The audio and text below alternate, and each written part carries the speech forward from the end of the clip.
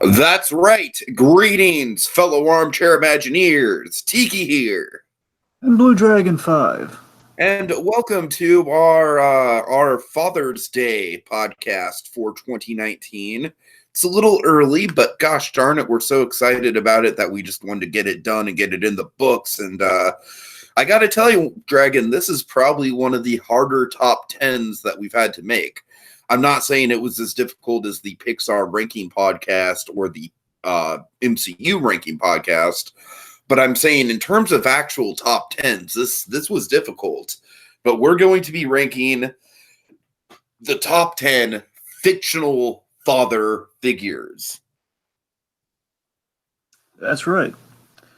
So right out the gate, I do want to get this out of the way because we're getting a lot of questions and getting a lot of people throwing out their ideas and some of their picks for fathers and stuff. Things they're hoping for us to cover. And I just want to kind of set some limitations. At least what I had in mind. You can by all means with yours. So again, we're covering father figures here, folks, because in the past we've done these top 10 lists, and we've covered top 10 animated dads, top 10 live action. I believe we did top 10 TV dads, right? Live action TV dads. Yes, we've done live action TV dads. We've done animation. We've done basically like recommended animated films for Father's Day, like what you would watch. Like animated movies you would watch with your father, that sort of stuff. We've got something in mind for Steven Spielberg, but we still have a couple years of work to do before we earn that one. Yes. So basically, by all means, folks, if you have again emphasis on father figures, so basically father figures as literally defined goes a little something like this. Okay, father figures, an older man with fatherly qualities and an emotional substitute for a father. So that's kind of what we're working with in terms of parameters. On the whole, I guess the rule of thumb, and again, there might be a few kind of like cheats or a few little bit of wiggle room here where we're trying to avoid biological and adoptive fathers. Like on the whole, these are all non-biological fathers, but again, more accurately, non-biological father figures. That's pretty much that's the difference. There's pretty much room there because a couple of them are technically fathers in later movies, like they're father figures, and then they become fathers. Some of them are fathers, but the reason why they're a father figure is because they're a father figure to another character. So, like technically speaking, some of these people are fathers, but they have to have a significant father figure bond to a main character. Yeah, it's like right now I'm just now foolishly realizing that I think one of my picks is actually on. We try to avoid doubling up, so that's why we tried to kind of avoid a few that we put on some previous lists. Like for example, we double dosed on in excising some Phils, like Uncle Phil from Fresh Prince of Bel-Air is not on this.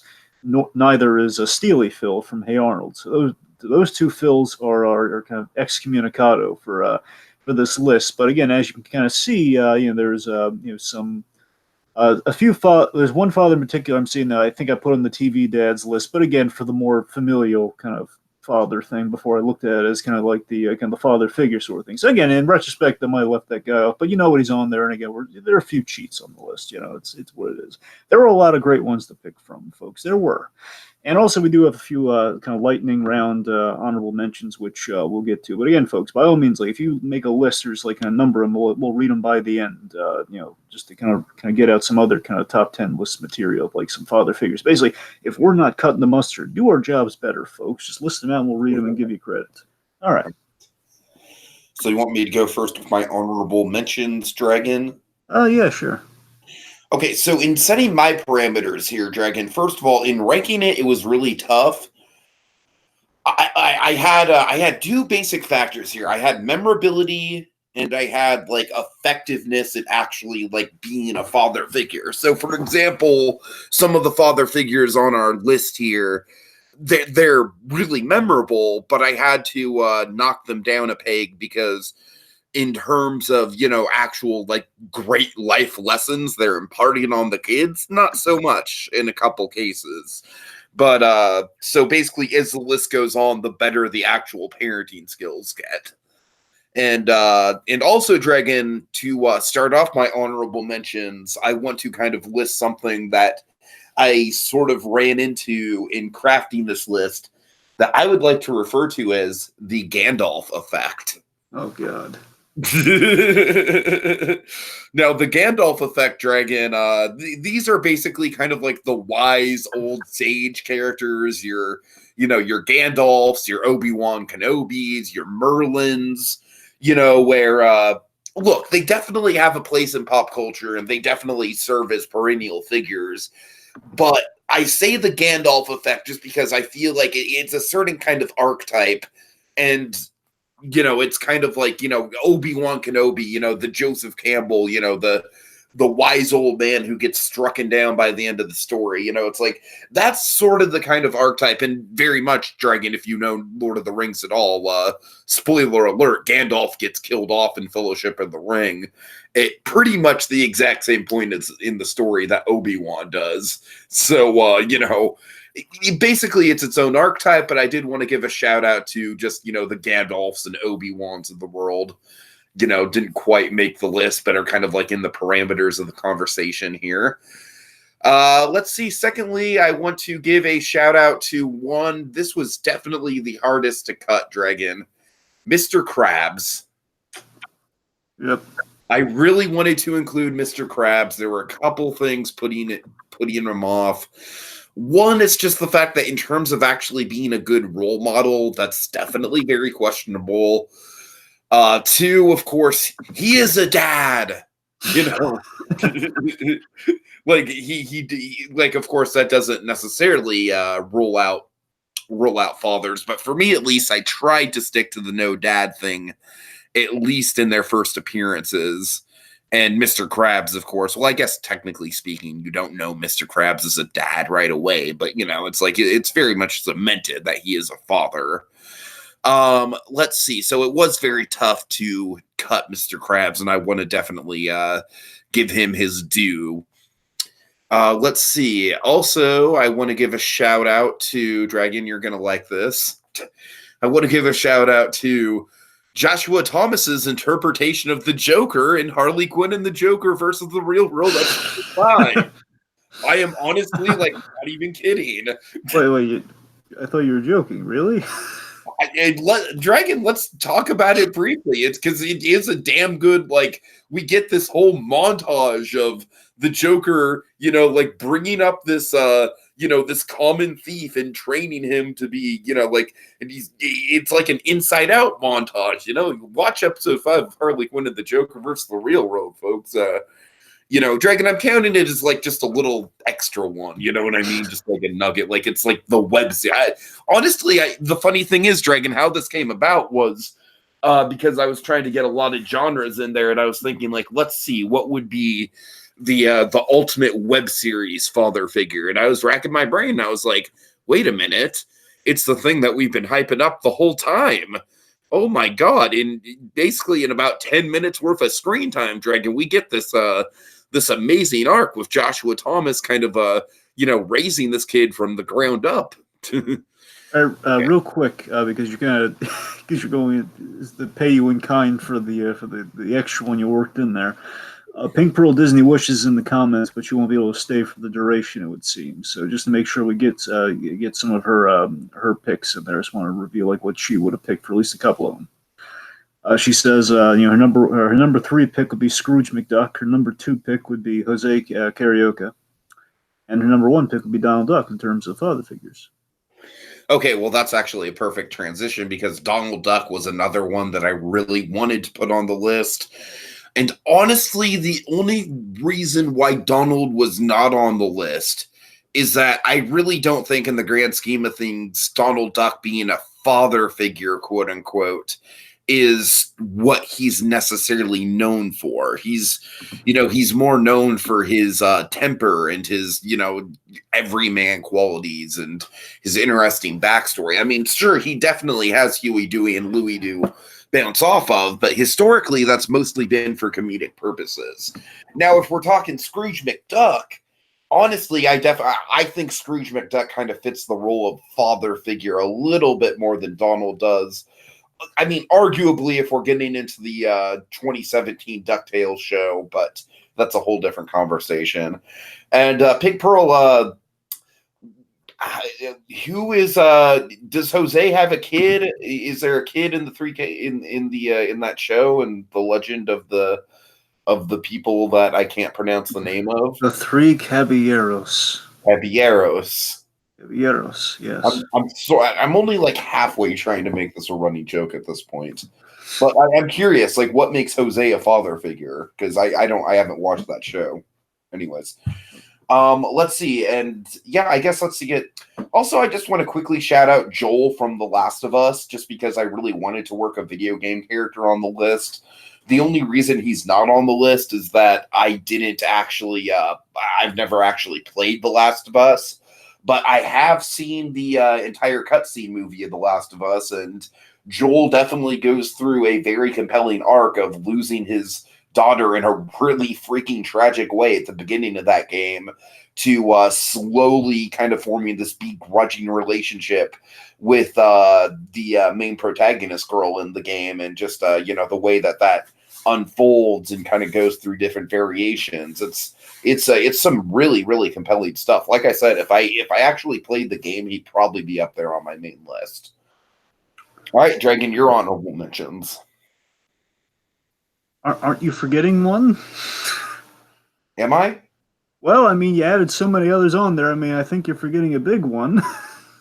Okay, what am I forgetting then? Because you're right, I did kind of make a lot of amendments to my own. I know for a fact he's not on he's not on the kind of our image here, so I know he's not in your main ones, but I mean a little character from The Flash, maybe? Oh, right. Okay, yeah, of course. So honestly, Dragon, the reason I forgot about it is I have only seen the first season of The Flash, so I'm not all that caught up. We've seen a season and a half. We've seen half a season too. I've seen like a quarter of season 2. I've seen like the first 4 or 5 episodes, I think. But right. Anyways, so yes, Joe West, and the only reason I want to shout out Joe West is just because of that effing beautiful moment in the first Flash Christmas special where Barry and Joe have that heart-to-heart, and Joe just has this freaking iconic father figure moment of, the world may need the Flash, but I need my Barry Allen. Goddamn, I love Jesse L. Martin to death. I have since the Rent days, and that just kind of cements it. All right. Anyway. Right. All right.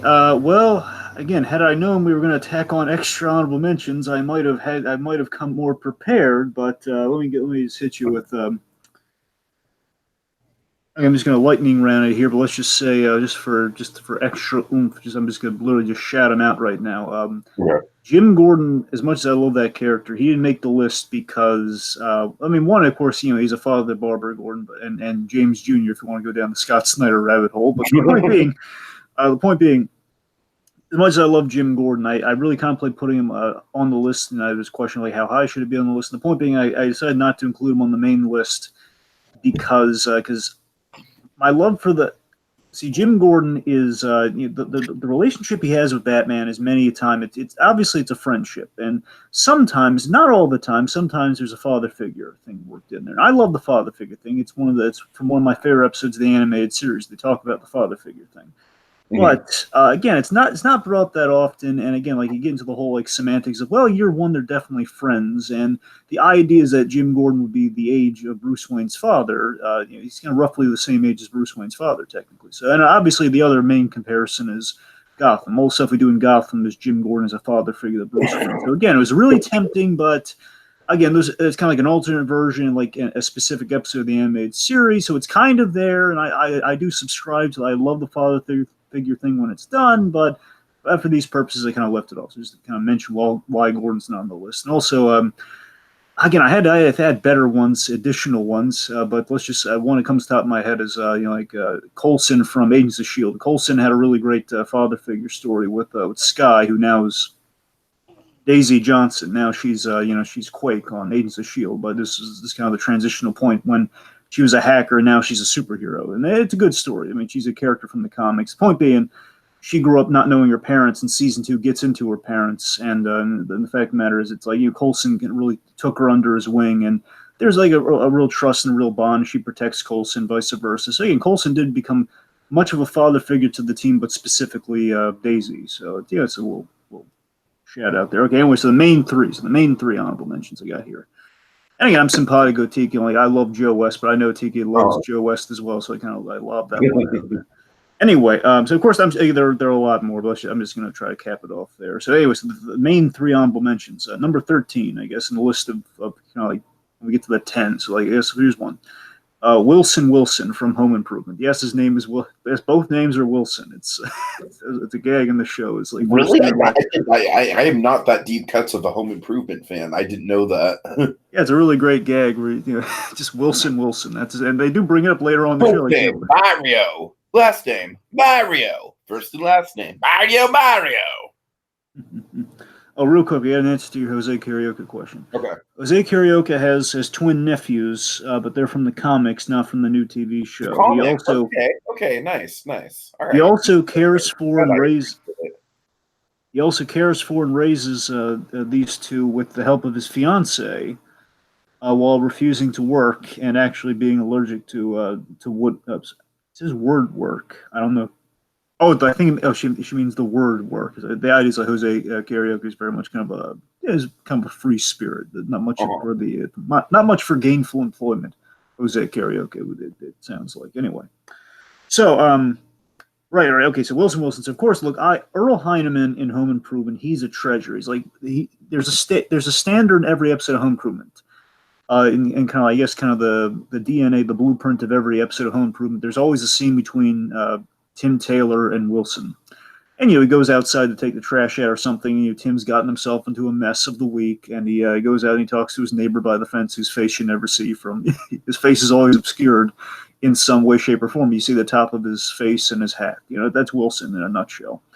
And I love this character so much. And Earl Heineman, he always brought this great kind of fatherly warmth and wisdom to the role. He really did. And unfortunately, Earl Hyman, he passed away like shortly after the show wrapped up, and it was always a shame. Like he seemed like a tremendous person. He really did. And here's the thing. Here's the reason I didn't put him on the main list, because he was tempting. And basically, he was like the main TV he was the main TV father figure I really wanted to get in there. But I kind of had a realization with these. My criteria for the honorable mentions were these guys. They were great, but they're a little bit more. They weren't quite in the father figure stratosphere. So basically, I'm getting all the little nitty-gritty technicalities. It's kind of like on the stratosphere of the Gandalf effect. In a way, because here's the thing. This speaks to what I'm really getting at here. Is that Wilson?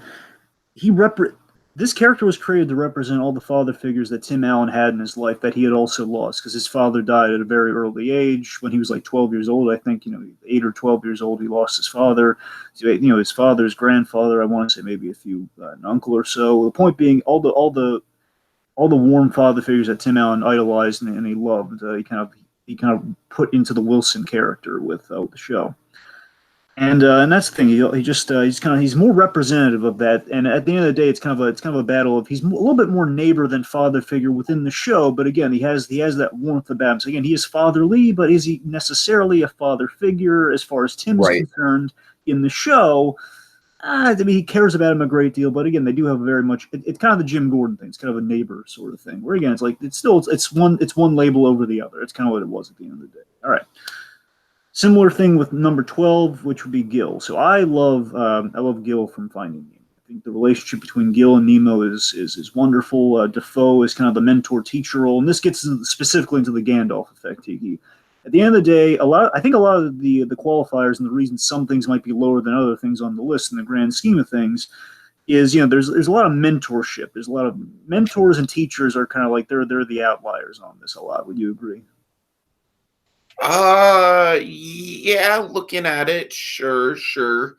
Because of course, I don't know, Dragon, that's tricky for me, honestly, because to me, I like mentorship is kind of a big part of my criteria, which is like actual effective parenting, you know what I mean? I know that. I'm just saying that for some cases, maybe it was a little bit more teacher than it was just kind of teacher and more. Like I believe in one case, it's literally a teacher.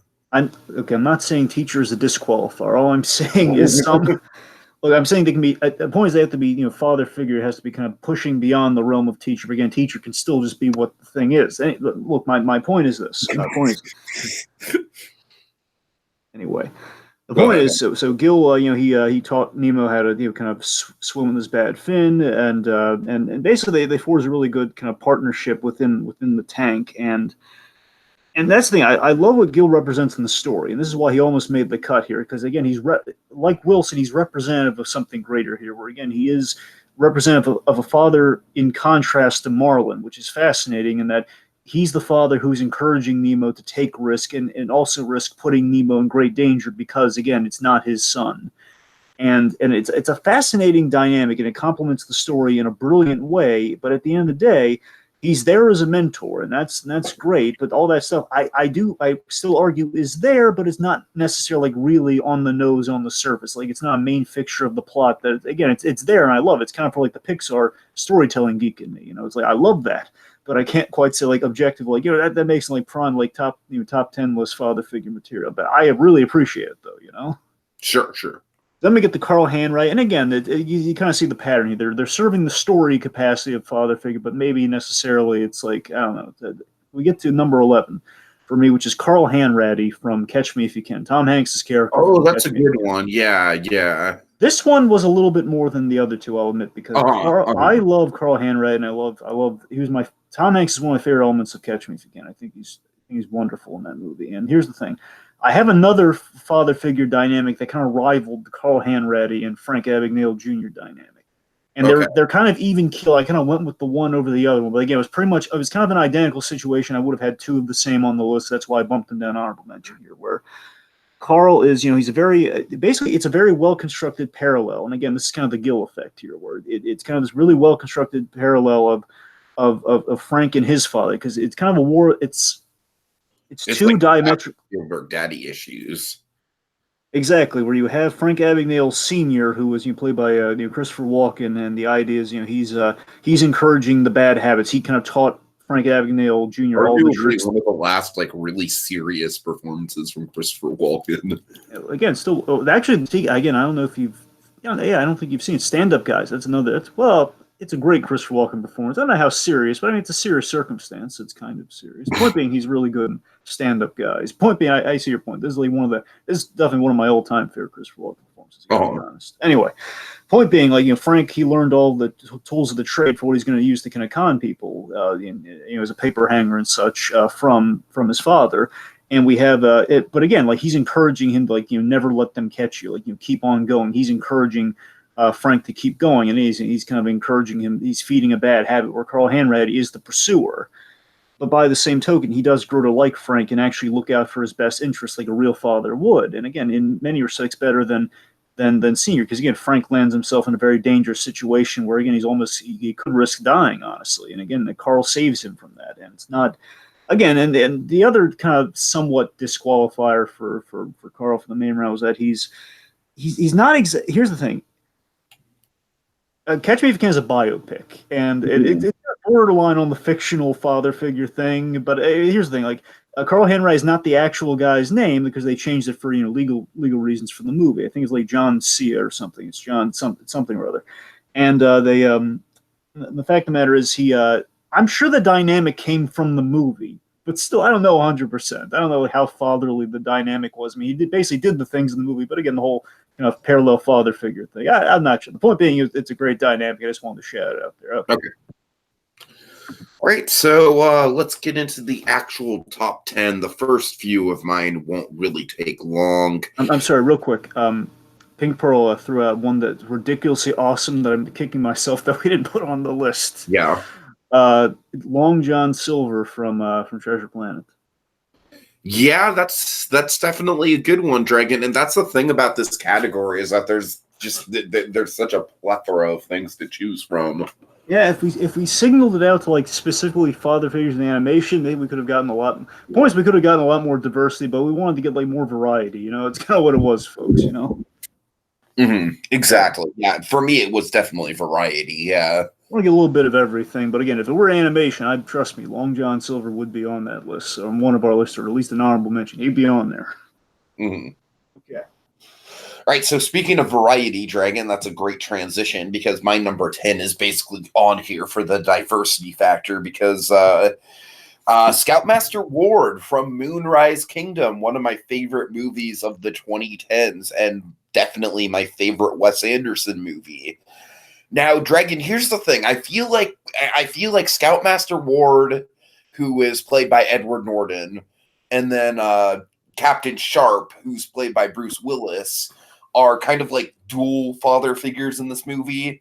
But I put Scoutmaster Ward on there over Captain Sharp because Captain Sharp is he only really becomes a father figure at the very end. Whereas the entertaining thing about Scoutmaster Ward is that, of course, as a Scoutmaster, this dude wants to do right by his troops so badly, but he's really bad at his job. But by the same token, there's a total earnesty about him. And there's just a total, like, when he loses Sam Chakowski, the main kid in the movie, he really does regret, like, oh my God, like I like this kid is totally like fallen beneath the cracks, and like I really messed up here, and he really just kind of I love the arc that Ward goes on throughout the movie, kind of like the arc of self-discovery, from going from kind of like the biggest comic relief buffoon of the movie to genuinely someone who has a lot of sympathy. And Wes Anderson is definitely a director where there's a good father figure in pretty much every Wes Anderson movie from what I can recall. And of course, Grand Budapest Hotel has a wonderful that's a good one. But this one I just think I put on there just because it's definitely outside the box. It's definitely unconventional. Because, like I said, we have a character whose job is literally to be a father figure, and he is bad at it, but he wears his heart on his sleeve so much that it just makes him really, really endearing and one of the most memorable parts of the movie. Okay. All right. So my number 10. My number 10 is Henry Pop Hunter.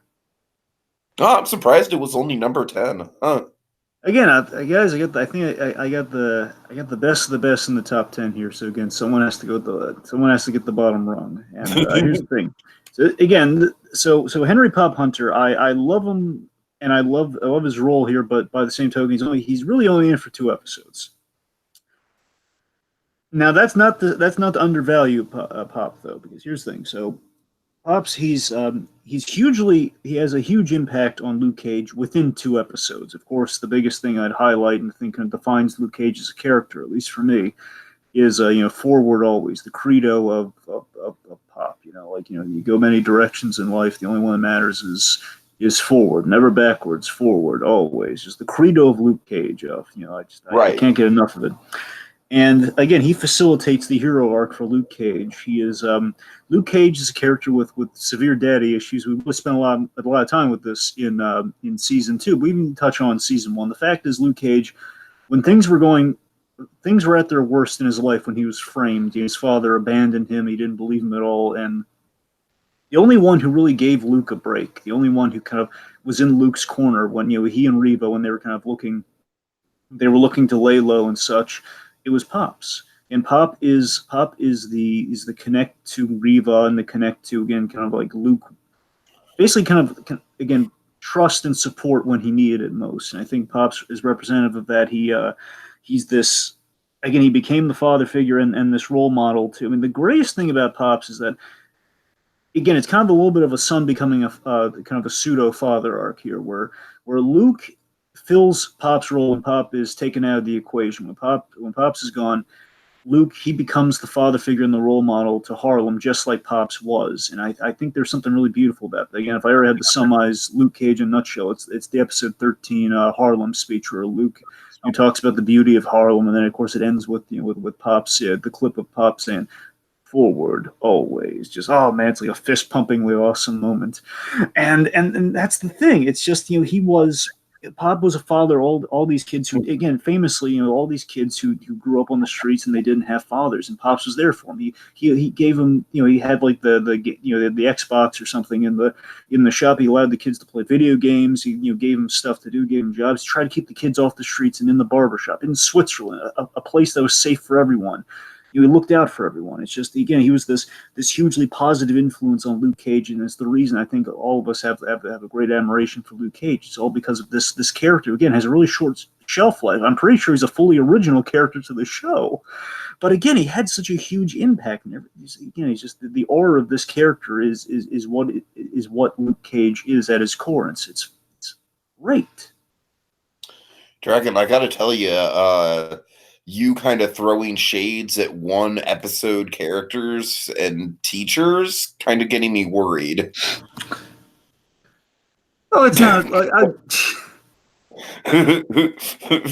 okay, I'm not, again, one brief appearance. Again, I just laid out all the great stuff with Pops in 2 episodes. All right, look, again, we had the creme de la creme here. I got to figure out where to put them for one way or another here. Okay, we got a lot of really good stuff here. All right. Okay, so my number 9. Oh God, my number 9, Dragon. As you, I feel like you honestly wanted me to take this off the list, but I couldn't resist. If a lot of people love each other, the world would be a better place to live. Yes, that's right, folks. We're talking about the man, the myth, Johnny from The Room. Of course, being a father figure to Denny, the second oldest cast member in the entire, well, third oldest if you count Claudette, but but one of the oldest people in the group of 20-somethings that filmed The Room with Tommy Wiseau, and yet Denny is just the the baby face, as Tommy Wiseau would say. And Dragon, I don't know. The only reason I want to point this out, the only reason why I want to mention it is that Johnny might be one of the most inept characters in all of fiction, right? Like, we don't really know what he does as a job. We know the dude just has like a fucking bizarre social skills. But you know what, Dragon? I'm gonna give this guy credit. This guy pulled this kid off the street. He's paying for his apartment. He does impart some good advice. I honestly think that the if a lot of people love each other quote is one of my favorite Tommy Wiseau quotes. It kind of I do think in its own sort of beautiful Wiseau way, it is profound. And I don't know, the only reason why I want to touch on this is because I do feel like being a father figure to Denny is the one thing that Wiseau is genuinely sort of good at in The Room. Thoughts? Well, I mean, look, just because it's been brought up, I mean, again, I would have gone for the other John. I would have gone for John Silver over Johnny from The Room. If it were me. Yes, because John Silver and Johnny from The Room are the only two John father figures. Yeah. Point being, I mean, again, as I told you, I think it's more fascinating the kind of the dynamic, the kind of the father. And again, it's like we're going for diversity, and we're going for kind of like, and like I said, this guy, it's like he's not a great father figure, but I do think he's good at it. So he's number 9. I feel like it's a good placement for him, and. Like I said, I do think that a couple of the speeches that he gives Denny in the movie do genuinely hold some weird kind of profound weight to them. All right. It's my list. Okay, number 9 for you. All right, number 9 for me is Sonny Lespecchio. Sonny Lespecchio from A Bronx Tale. So this, I get a little bit of diversity here with this one. Okay, Dragon. You want to know the funny thing about this? Soon as I started watching the clip of this, I realized oh my God, The Simpsons did a full episode parody of this. Really? Yes, with Fat Tony. They did with Fat Tony. Oh wow, Yes. that So, makes sense. Dragon, I haven't seen this movie, but I know all about this dynamic. Because when the Simpsons do parodies, they really, they go out of their way to be accurate with the Right, parody. but you've never seen a Bronx Tale though. I've never seen a Bronx Tale, no. Okay, let me highlight this. This is one of the. This is one of De Niro's finest. Well, okay, let me. It's one of the great De Niro. De Niro directed this and starred in it. And this is great. It's one of the great De Niro performances. And regardless, A Bronx Tale is an excellent movie. Too. You gotta see it at some point in life, man. It's phenomenal. It really is. So this is it's an excellent film. It's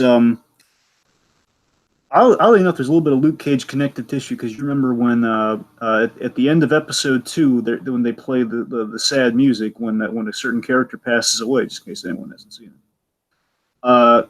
They use the music from A Bronx Tale. The music when that character dies. You're seeing kind of Cottonmouth reacting to it. They're playing the Bronx Tale music. Nice. Fun fact. Anyway, point being, Chaz Palminteri, he plays this character, and here's the story behind A Bronx Tale. It's real, just like sense of here's that Chaz Palminteri, he wrote a play which was A Bronx Tale, and he performed this play, and he played him. He played the character that he plays. He played Sonny, and De Niro basically saw this, and he kind of found an opportunity to work with Palminteri. Presumably, this is how they met, and then De Niro kind of directed the performance and directed the whole the film adaptation. It's basically about the Italian American community in the 1960s Bronx, in the 1960s, and it's a facet. This is kind of what I was kind of alluding to with the Carl Hanratty thing. To you, this is the better. This is the more slightly more compelling version of. Again, plot wise, I love what the Carl Hanratty thing does, but this is much more in your face about it in a good way. Where the whole crux of the entire film is it's literally on the posters too, which is literally De Niro's face and Palminteri's face with the kid in between them. And and that's the thing. So this whole film is about basically the clip I sent you is very much the crux of the whole film. Tiki, where it's about you have you have two sides of the Italian culture in New York in the 1960s. You have the mob, a little bit of kind of small time organized crime, as well as just the Italian working man within the New York neighborhood. So De Niro, and this is the fascinating thing about it. This is why I really recommend it to you. It's a De Niro that you don't often see. De Niro plays a bus driver. He doesn't play the mob boss. De Niro plays. I was definitely noticing that in the clip. It was nice to see a different side of De Niro. I know, and I just thought that was so fascinating because my grandfather, for years, he talked up this movie. I saw it like way back, but I'm just saying, like he talked this movie up, and he always talked about De Niro whenever because he was a huge fan of De Niro. And the point being, he brings it up, and I always thought, okay, I'm just going to assume it's going to be De Niro as we usually see him, but no, it's much more. Again, it was just so much more layered than I ever expected A Bronx Tale to be. It was it's basically it's a war of the father figures. It's kind of the war of the father and the father figure of De Niro's son, who's kind of nicknamed C by Palminteri's character, and essentially he's kind of taken in by the mob boss as a protege, and he takes a liking to the kid. Like he allows him to kind of roll during the crap games, allows him to play in the crap games, kind of like work at the shop and everything. And again, like the kid is kind of ingratiated into the mob, and the very moral father that is De Niro, he's very much against. He's trying to earn an honest living. Like he's very anti-dirty money and everything. And he's just trying to save his son's soul. And again, the way the movie goes essentially is, without getting into everything, is that we see C grow up. So we see him as a young man, and again, the 1960s as a young man. And the idea is he's kind of falling in with the wrong crowd, but again, per the influence of his father figure. But again, he does have a lot of love for his father. So again, it's very much like a very fascinating kind of like.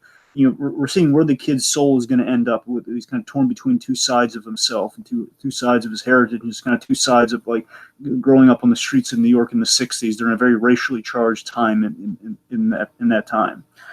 So it's, oh my goodness, it's just so again, it's kind of the warring father figures of the Carl Hanratty thing, but again, not only do you have that built into the plot, but you have that with just these two really compelling performances where Palminteri is very likable, and basically where it breaks down. So I did have some considerations like you had, Tiki, where it's like there's a kind of a degree of a quality of the father figure, like in terms of their fatherly kind of like how fatherly they are. Right, yeah.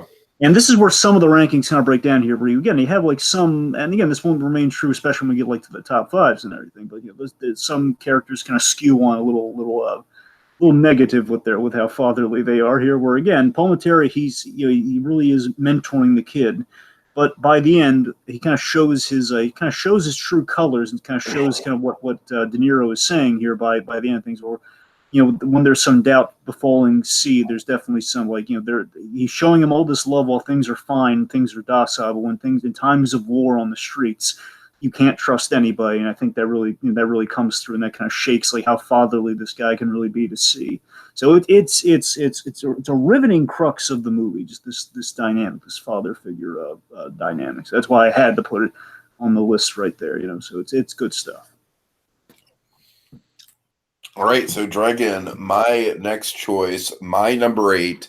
There's only one word that I can use to describe this choice, Dragon, and that word is Alan.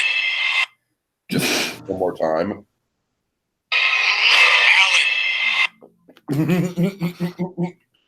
God. Yes, folks. Number 8, we have Alan Grant. One of the quintessential Spielberg father figures. Would you agree, Dragon? I'd agree with that. Yeah.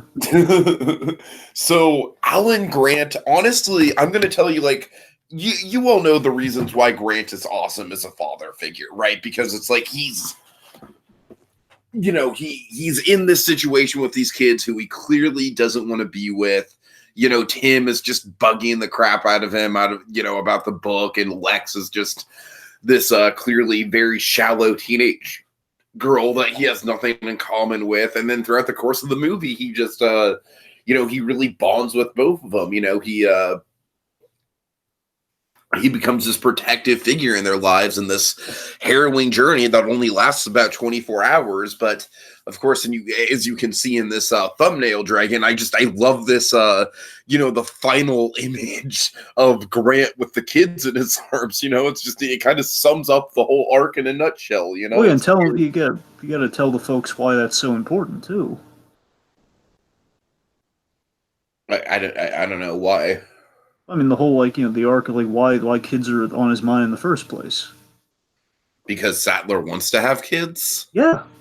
Yeah, sure. That's definitely a factor. And of course, we get the in my head canon, we have a young Owen Grady harassing Pratt. More like a 6-foot turkey. Dragon, I want that headcanon to be true so bad in Jurassic World 3. If they do that, to me, it would do a lot to redeem the Jurassic World franchise. And just that small bit of headcanon, just that small bit of fan service, just make Chris Pratt actually relevant to the Jurassic World, to the Jurassic Park overall story.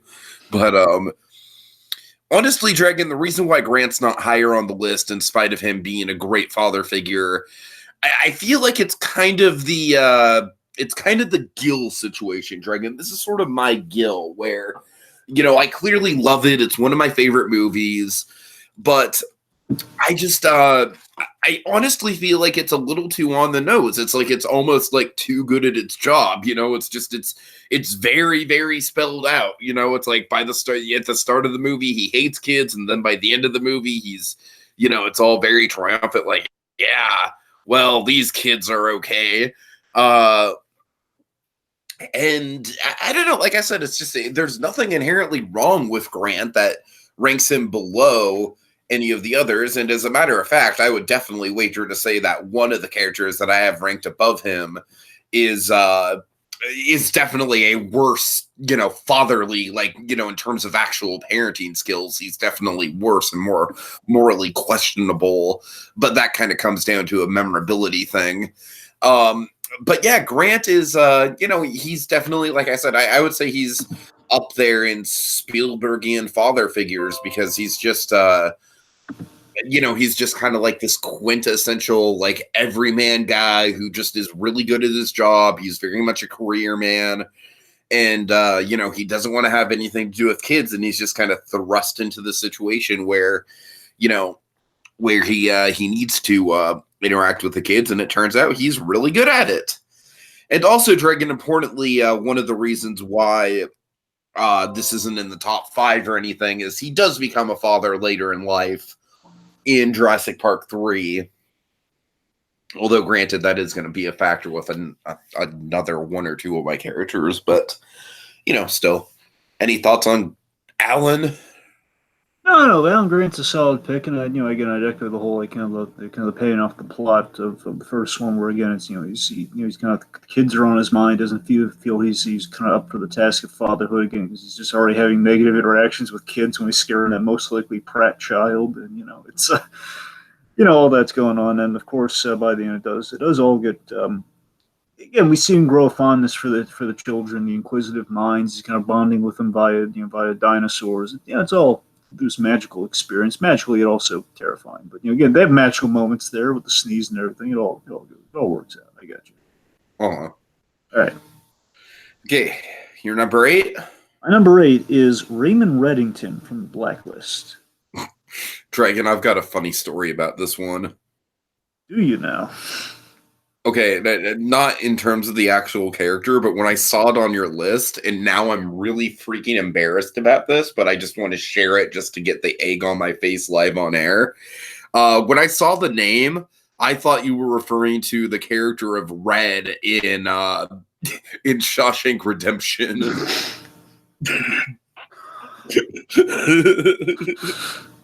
Very different character, Dragon. Very different character. Yeah. Anyway, okay. So Raymond Reddington from the Blacklist. This character, I recommend the Blacklist to a lot of people. Especially, here's the thing. I especially recommend like a binging thing on Netflix. Because again, without commercials, it goes by like that, and that's kind of how I initially watched the Blacklist. Of course, now I'm kind of hooked on it. The point being, James Spader plays Raymond Reddington in the Blacklist, and if I need like a simple sell line for honestly James Spader's character and just what the Blacklist is, quite simply put, and again it evolves over time, but quite simply at its core, and still to this day, essentially what it is. It's imagine Silence of the Lambs with instead of like kind of a vaguely romantically charged sort of like Hannibal Lecter and Clarice Starling, you had kind of a father-daughter dynamic between the FBI profiler and the subject. So that's essentially, it's kind of Silence of the Lambs with a father-daughter dynamic, Yeah. In essence, that's what the Blacklist is. And essentially, so Raymond Reddington his nickname is the concierge of crime. This guy, again, it's like a Hannibal Lecter is not a serial killer. It's like, again, he's a very not a fixture, but again, the concierge of crime. This guy, he facilitates all the deals and everything. Just everybody loves him. He's all pleasant. This is just James Spader doing what he does best, bringing charm and fun and always an undercurrent of intensity. And honestly, because I recently finished binging through Boston Legal, which essentially that's what made James Spader's career. It's like one of the big things that made James Spader's career.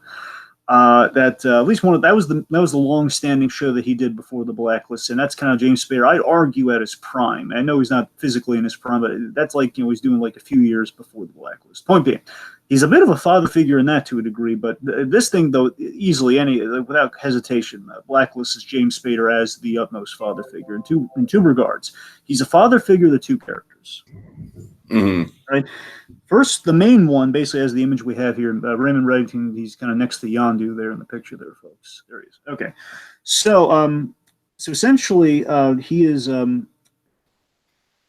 the Blacklist is not so much convoluted as it is an evolving mystery, because the main question that the show poses in season 1 and kind of throughout, it kind of throws a few twists and turns, is Raymond Reddington Elizabeth Keene's father? Elizabeth Keene is the female FBI profiler. And so the idea is like Raymond Reddington surrenders himself to the FBI, and he's only going to basically give out all of his past clients. Like he knows all these blacklisters, hence the name. Like the blacklisters, like the people that aren't on the FBI's most wanted list, like the most dangerous guys who the FBI will never have a chance unless he tells them. And he'll only speak to Elizabeth Keene. And the question is he Liz's father or a father figure? And again, the show so this guy's somewhat of a cheat because the answer is kind of a yes and no, which I don't want to spoil, but it's kind of both. And because of that, again, it's the idea that he'll go to the ends of the earth, and this is where the is it kind of both in like a hero's way that HRG is kind of both? No, it's like there is an answer. I just don't want to spoil it here. The fact that they basically he never lies to her. It's kind of like a Kingpin dynamic, Tiki, where he never lies to her, and of course, like she asks him point blank, "Are you my father?" And he says no, and he's not necessarily lying, but again, it's not as easy as that though. That's as far as I'm going to go with in regards, like, is he or isn't he? But the point being, like, it's linear. It doesn't like go back and like retroactively change things. It just gives you an answer and then just kind of elaborates to, oh, that's why he said that. Okay, I get you. Anyway, point being, he's the intensity of James Spader, because again, basically it's like she's kind of this bon vivant fun guy, who's like living the high life as like the FBI has to kind of cater to his every whim. He's like going on like a last ride essentially. That's the premise of the show. He just wants to go and have fun and just kind of like live life to the fullest and just have a lot of fun while he's at it. And he's just this guy who's been there, done it, has all these criminal dealings in his past. He's built up such a reputation. Everybody knows the name Raymond Reddington. It's like an undercover thing where they can't know he's working for the FBI, so he's like calling the shots, just going about his criminal lifestyle. And the idea is like whenever Elizabeth is in danger, he's all of his focus, everything. He cares more about Liz than anything on this planet. Like things will like if someone's like if like someone holds a gun to somebody else's like another FBI agent's head, it's like this guy or Liz Keene will instantly say Liz Keene any day of the week. Like he'll go to the ends of the earth to help her. Like she has a child within her own right. He's very protective of Liz and her entire family. It's which is very sparse, given like she is kind of sans her parents, and that's kind of feeding the whole mystery of it all. Point being, he's it's a very daughter-like relationship at the very least. They care about each other a great deal, and of course, there's like a trust issue with her. But it's some good stuff. But to me, the even more fascinating dynamic is Dembe. So Dembe is Raymond Reddington's right-hand man. So seemingly, he's just initially introduced as Raymond Reddington has this associate who just he's this big imposing guy who just he's kind of a man of few words, but he's very soft spoken. He's very lovely. He's just a very nice guy. And he always just does Raymond Reddington's bidding. He's kind of the bodyguard. He protects him. He does all this sort of stuff. And Dembe, he's always protecting Raymond Reddington's interests. And he's always kind of battling for his soul too. Like Raymond Reddington, he always makes these decisions. Like Dembe knows everything. Dembe is the confidant to Raymond Reddington. No one knows Raymond Reddington's secrets except all of Raymond Reddington's secrets except for Dembe. And as the clip I showed you would demonstrate, Tiki, there's a scene where we learn how he came across Dembe. The idea is he found Dembe essentially sold into kind of like as a child, kind of sold into like kind of a trafficking ring for children, and basically Raymond Reddington essentially adopted him. He kind of took him under his wing, and he's kind of looked out for him through life as he grew up. And he's always just had that's what builds the unbreakable bond between Reddington and Dembe. Like he'll always be there for him, and vice versa. And then Dembe's always trying to steer Raymond Reddington on the straight and narrow. Like tell Liz the truth. Like like don't keep these secrets from her. Like and be open with her. Like don't. Like, he's fighting against the secrecy, but he'll never tell him not to do something. Oh, it's a really moving dynamic. Alrighty. So my number 7 dragon, and this is one where honestly the only reason why it's not higher on my list is just because it is the most recent, and there's like a little bit of a legacy factor going on with some of these others. But with that in mind, I mean, I got to give a big shout out to Henry Winkler as Gene Cousineau on Barry. Yes. I mean, Dragon, believe me, I wanted to put him in the top 5. I really did, but it was a competitive, slot, Your words. Season 2. No, I know. I hear you. I totally hear you. And there's that great moment towards the end of season 2 where he's talking to a particular character about Barry, and he's just like, I am so proud of him. Mm-hmm. And yeah, I don't know. Again, the only reason why this guy is not higher on the list is because of recency. It's like I feel like we need a few years for him to really sink in.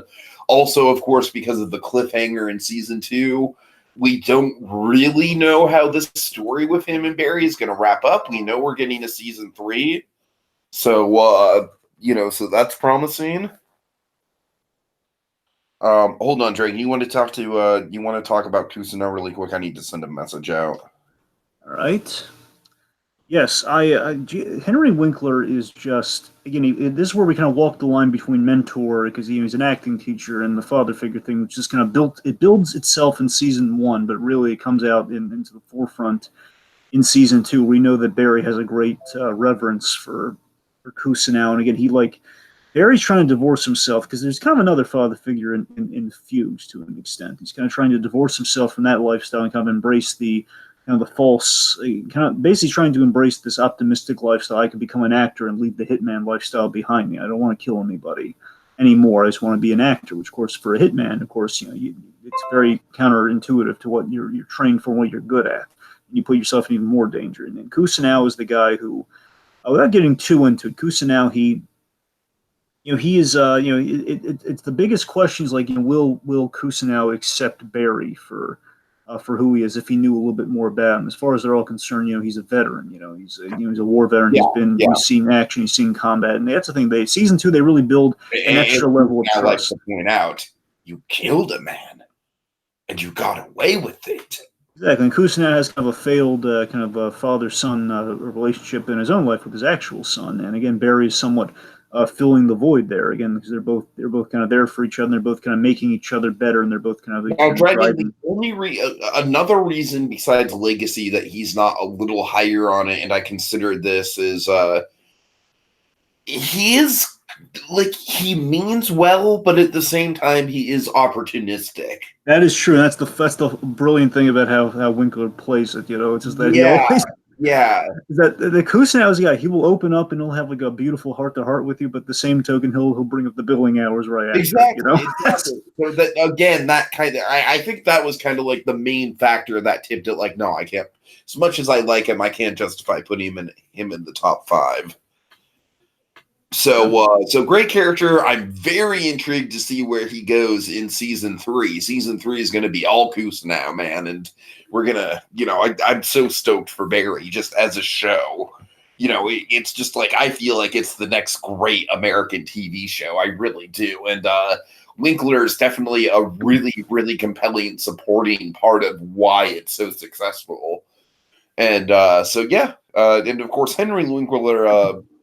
I feel like another reason why it works so well is that Henry Winkler just has such a grasp on the character, and frankly, Winkler kind of knows what it's like to be a struggling actor with a big ego in his own right, so he kind of like he fits the role like a glove.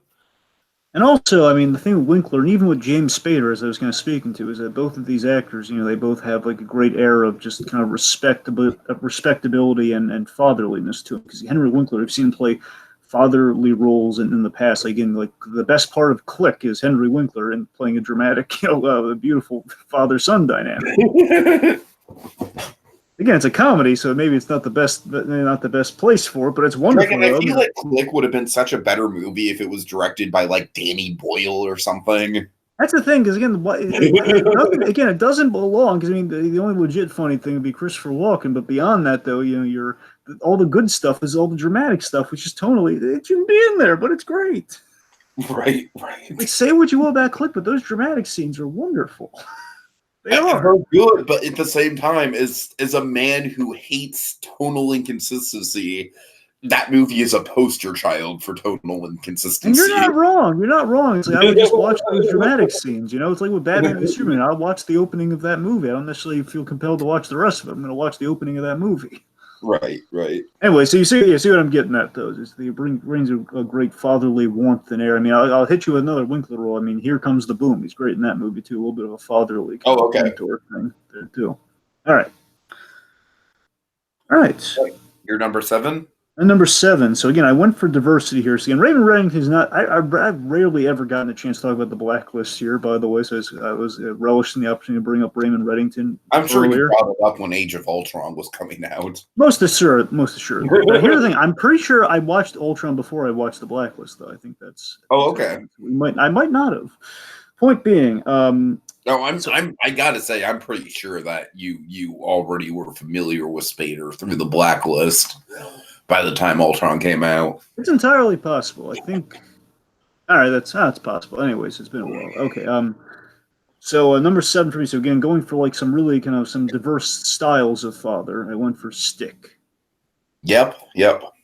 Stick, played by the ever talented Scott Glenn. So Scott Glenn, he plays I would phrase it like this: Scott Glenn plays a father figure who is kind of the non-romanticized father figure. He's the honest father figure. He's the strong coffee father figure. That's what Stick is. It's like he's the exact opposite. It's like he's kind of like an archetype turned on its head in a way. You know what I mean? Because of course he is. I don't know, Dragon, because like Jack Murdoch is Daredevil's Uncle Ben, but then where does that leave Stick? Because I feel like Stick also has like one of those like kind of like mentor things, turned on its head. It's a very interesting dynamic. Because here's the thing. So Stick, he is that's thing. You're right. You hit it on the top of the head, Tiki. He's the opposite of Jack Murdoch, but he's just as committed as Jack Murdoch was to like the way Jack Murdoch was committed to. He'll raise his son, and again, like he's the guy who always gets back up. That's Jack Murdoch in a nutshell. Where Stick is the guy who again he's not exactly as fatherly as Jack Murdoch. He'll be as committed though to what he's doing. He'll do what it takes to kind of win a long-spanning war with the hand. That's Stick. He basically he meets Matt Murdock at a very important, very vulnerable point in Matt Murdock's life. Again, it's kind of the big transitional point. Like we don't have, we don't have just Matt go from he loses his father to he's on the path of becoming a vigilante. He needs a teacher. He needs someone to teach him all the tricks of the trade. At least get him on that path, and that's Stick.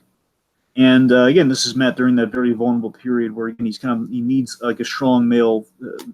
He needs like that strong male figure, and that's Stick. And more accurately, this is Matt. He teaches him how to essentially he teaches him how to see, really see, through his senses and everything. He's the reason Daredevil and Matt Murdock are as finely tuned as they are today. Is the fact that again the reason he's so good is because of Stick. He made such a huge difference within his life, telling him that no, life's not over. You don't have to be disabled. That's what your mind and everyone's telling you you're disabled. You don't have to be that way. Of course, he's not being as tender about it. He's just like telling how. I think one of the early lines he had was, like what age did you go blind? I think he's like 9 or 10. It says, "Wow, you had," or 11. It says, "You had 11 years of sight. I was born blind."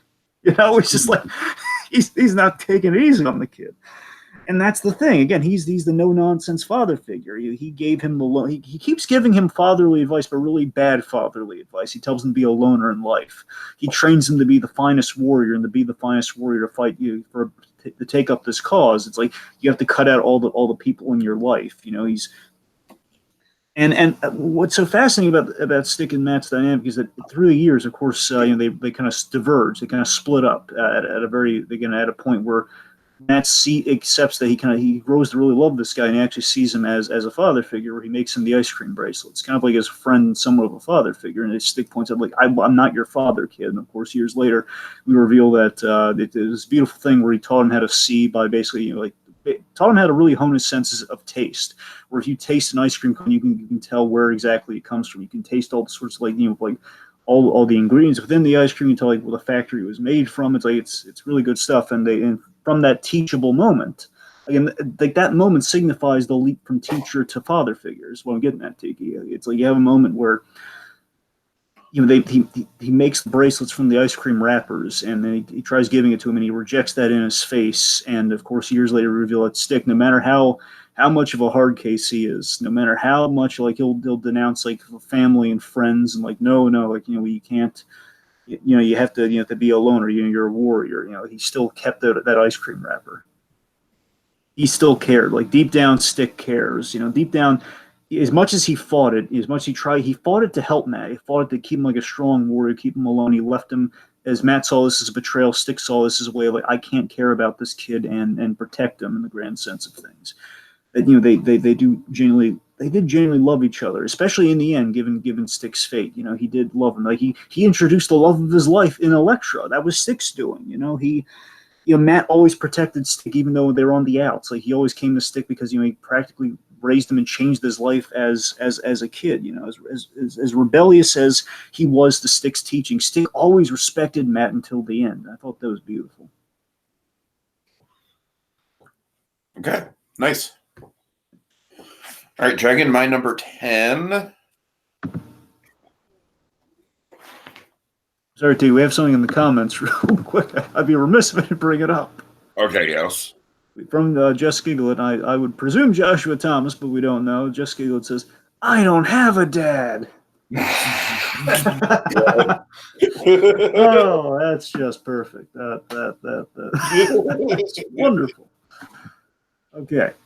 Sorry, go on. Silver from I don't even know what generation of Pokemon, but there is a character named Silver, I assume from the Gold and Silver era of Pokemon. That was Ash Ketchum's father figure.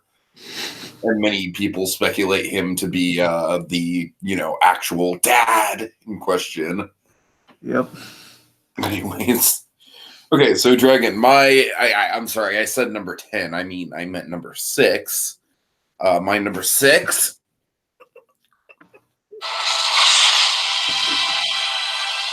He may have been your father, boy, but he wasn't your daddy.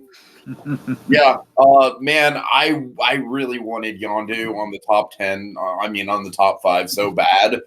The only reason he's not on there is because of ethics. You know what I mean? Yeah, the old ethical standard. Yeah. And honestly, to be fair, also he does spend like 90% of Volume 2 away from Peter Quill, and that was also a factor. But then again, that 10% that Peter Quill does factor into Yondu's story is just freaking effing beautiful. And oddly, in some ways, Yondu is more of kind of like a brother to Rocket, but I don't know. There's a little bit of a fatherly thing going on there too, you could say. But suffice to say, I love Yondu so much, Dragon. He honestly might be my favorite character in the entire MCU. And while I am sad that he's gone and he won't be in Volume 3, except maybe in flashback form, I think that his death is absolutely the way that the MCU should deal with deaths. It's like it's not only a great death in the MCU, it's one of the best deaths in all of movies, as far as I can tell, because it's just like it's so well handled from just he's very in character. Of course, we get the Mary Poppins line right before that, so he's cracking jokes right until the very end. Arguably Yondu's most iconic joke in the franchise comes right before he dies, which I think is appropriate. And that whole he may have been your father, but he wasn't your daddy. It's like that's so appropriate for him. And we get that funeral scene, man, and that funeral scene kind of relates a little bit more to Rocket than it does. He was my Hasselhoff, remember? Yeah, that's true. That's true. I don't know, man. Yondu is just a classic. It's like he's one of the more recent ones on my list, but I feel like time, even just the brief time that we've had since Volume 2, has just really cemented him. He's kind of like an instantly iconic father figure. And of course, Dragon, I've told this story plenty of times, but I'll tell it once again. I just remember the first time, because they hid Yondu in the marketing for Guardians of the Galaxy 1. And so the first time that I saw Guardians of the Galaxy 1 and I saw Michael Rooker's name in the credits, of course, Michael Rooker is probably my single favorite element of The Walking Dead, even though he had a really brief role. I was just like, ooh, Michael Rooker's in this. Of course, I didn't know at the time that he was like a James Gunn regular. But, and then Michael Rooker, it wasn't only in it, he was like my favorite part of the whole movie. And I just felt so satisfied that they totally hid his role in the marketing, and it really paid off. It was just such a surprising element of that first movie. And of course, it's capped off with that freaking awesome moment of, him finding the troll doll, and instead of being pissed, he just cracks a shit-eating grin, and he's like, so proud of my boy. I'm proud of my boy. One of my favorite moments in Guardians 2 is it's still probably my favorite moment in the entire movie. Every time I rewatch it, it's like the bit I relish the most when I get to it. It's a Yondu moment. Well, Yondu kicks it off, and we have another Yondu moment within it. It's that it's when Quill stands up to his father at the very end, and we have a moment where he doesn't know how to use his powers, and I don't use my head, I use my, basically saying heart. And of course, Yondu's kind of overwhelmed by the planet, overwhelmed by ego. I'm not trying to be philosophical there. He's overwhelmed by ego, the living planet. Yeah. And we have this bit where we have this silent moment where Quill has these flashes of all the good times with his friends. He's tapping into his heart, and we're seeing like him flying with Rocket, he and Drax having a hearty laugh. That moment with Gamora from the first movie. And of course one of my favorites is young Peter Quill being taught how to fire by Yondu. It's like yes, that speaks to it perfectly. It's like one of the most moving.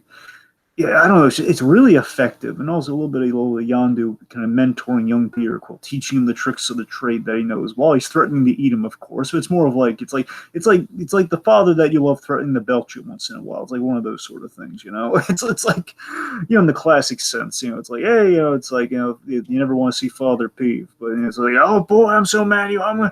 I stopped them from eating you. That whole thing. All right.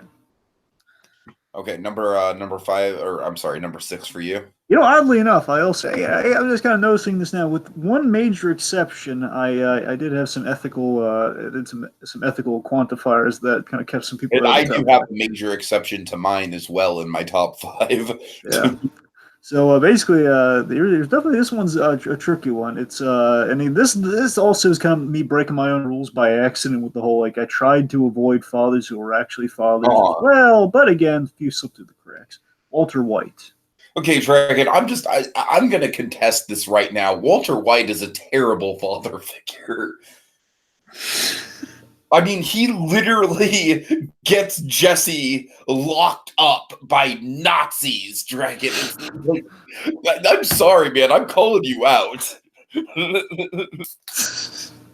Is he memorable? Absolutely.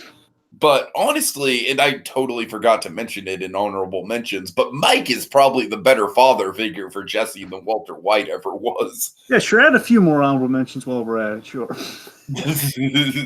I'm sorry, but go ahead. Plead your case about why Walter White is actually a good father figure besides being memorable. All right, so Jesse's girlfriend, that whole thing. First of all, if you had any, where's all of this? Where's all of these points when I was making the list? That's the real question. It's your list. I'm not going to argue. I know it's my list. All right, but here's my argument for it, I guess.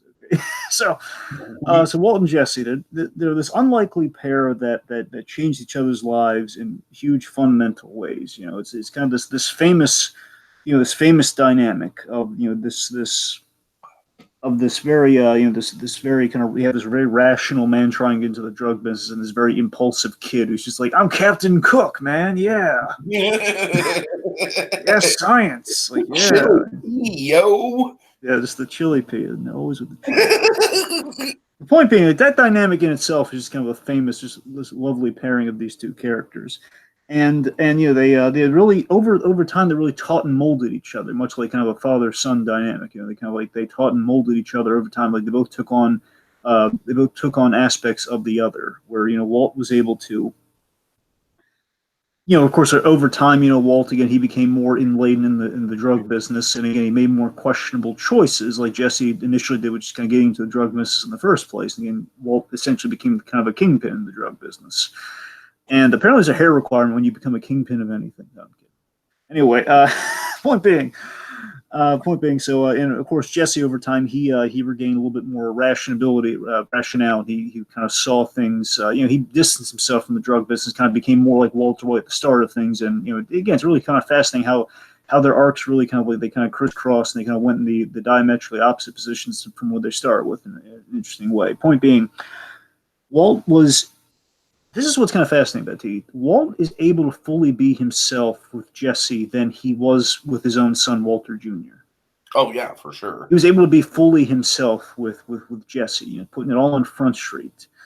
And bear in mind, it took a little bit of time to get there, like a little after season 1. Then they were, again, through like, I guess, towards the end of season 1, they're fully on the same page. And then they're like, okay, we're in each other's lives now at that point. And with that, you have Walt helping Jesse through these very, like he's been there through all the ugly times. He's been there during the really ugly times in Jesse's life, and I know he's had a hand in it. But as we're getting the more questionable.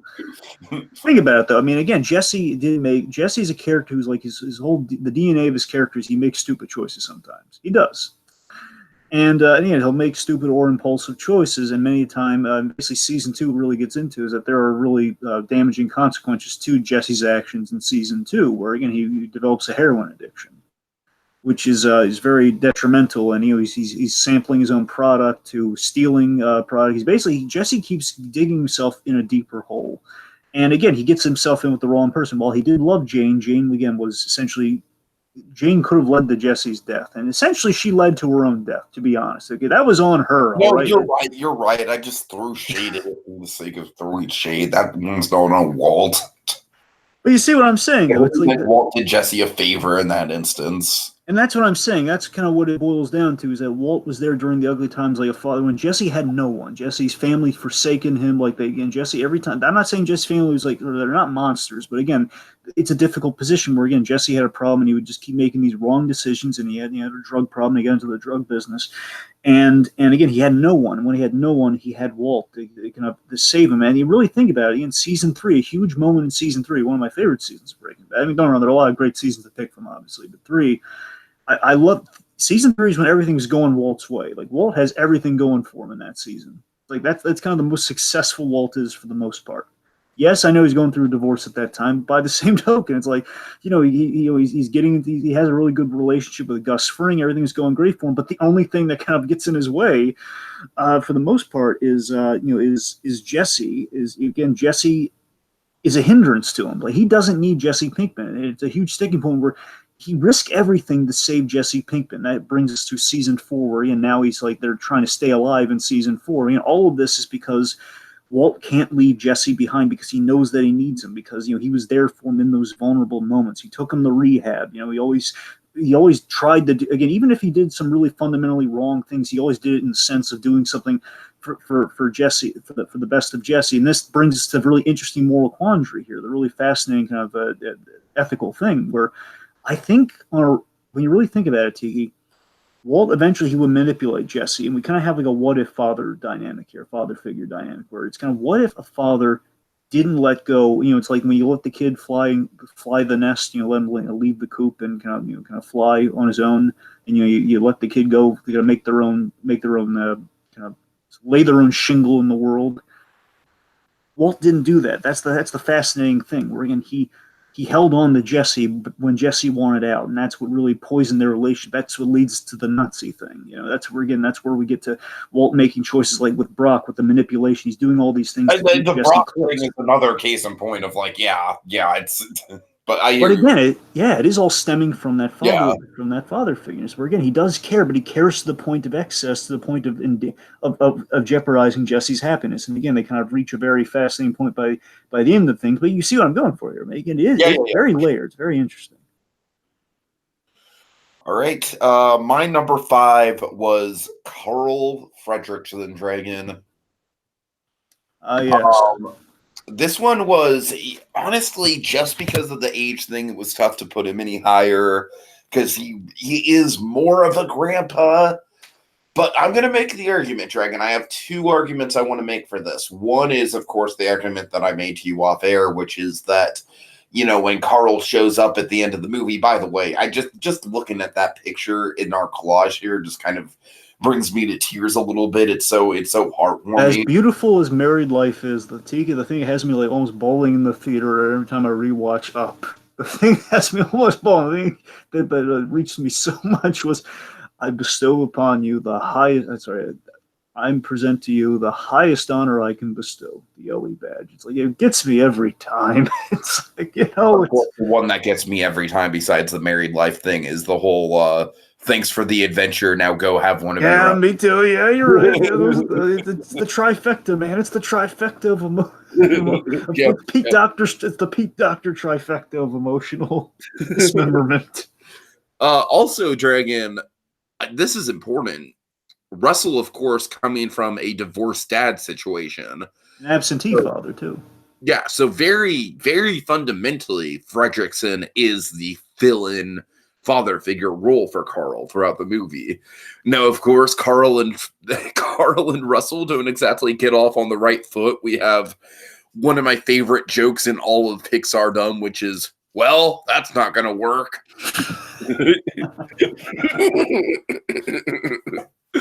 But no, it's by the end of it, you're right, Dragon. You just kind of laid it all out there in a nutshell with that end quote. The Ellie badge thing. It's so freaking beautiful. And what I love about Up, one of the things I love about Up is that it's kind of like it shows that a dynamic and a relationship can, like, age doesn't really hold bounds when it comes to who you can respect and who you can look up to. You know what I mean? And it's just such this beautiful sentiment. Again, him just showing up at the Father's Day thing, or at the the parent convention.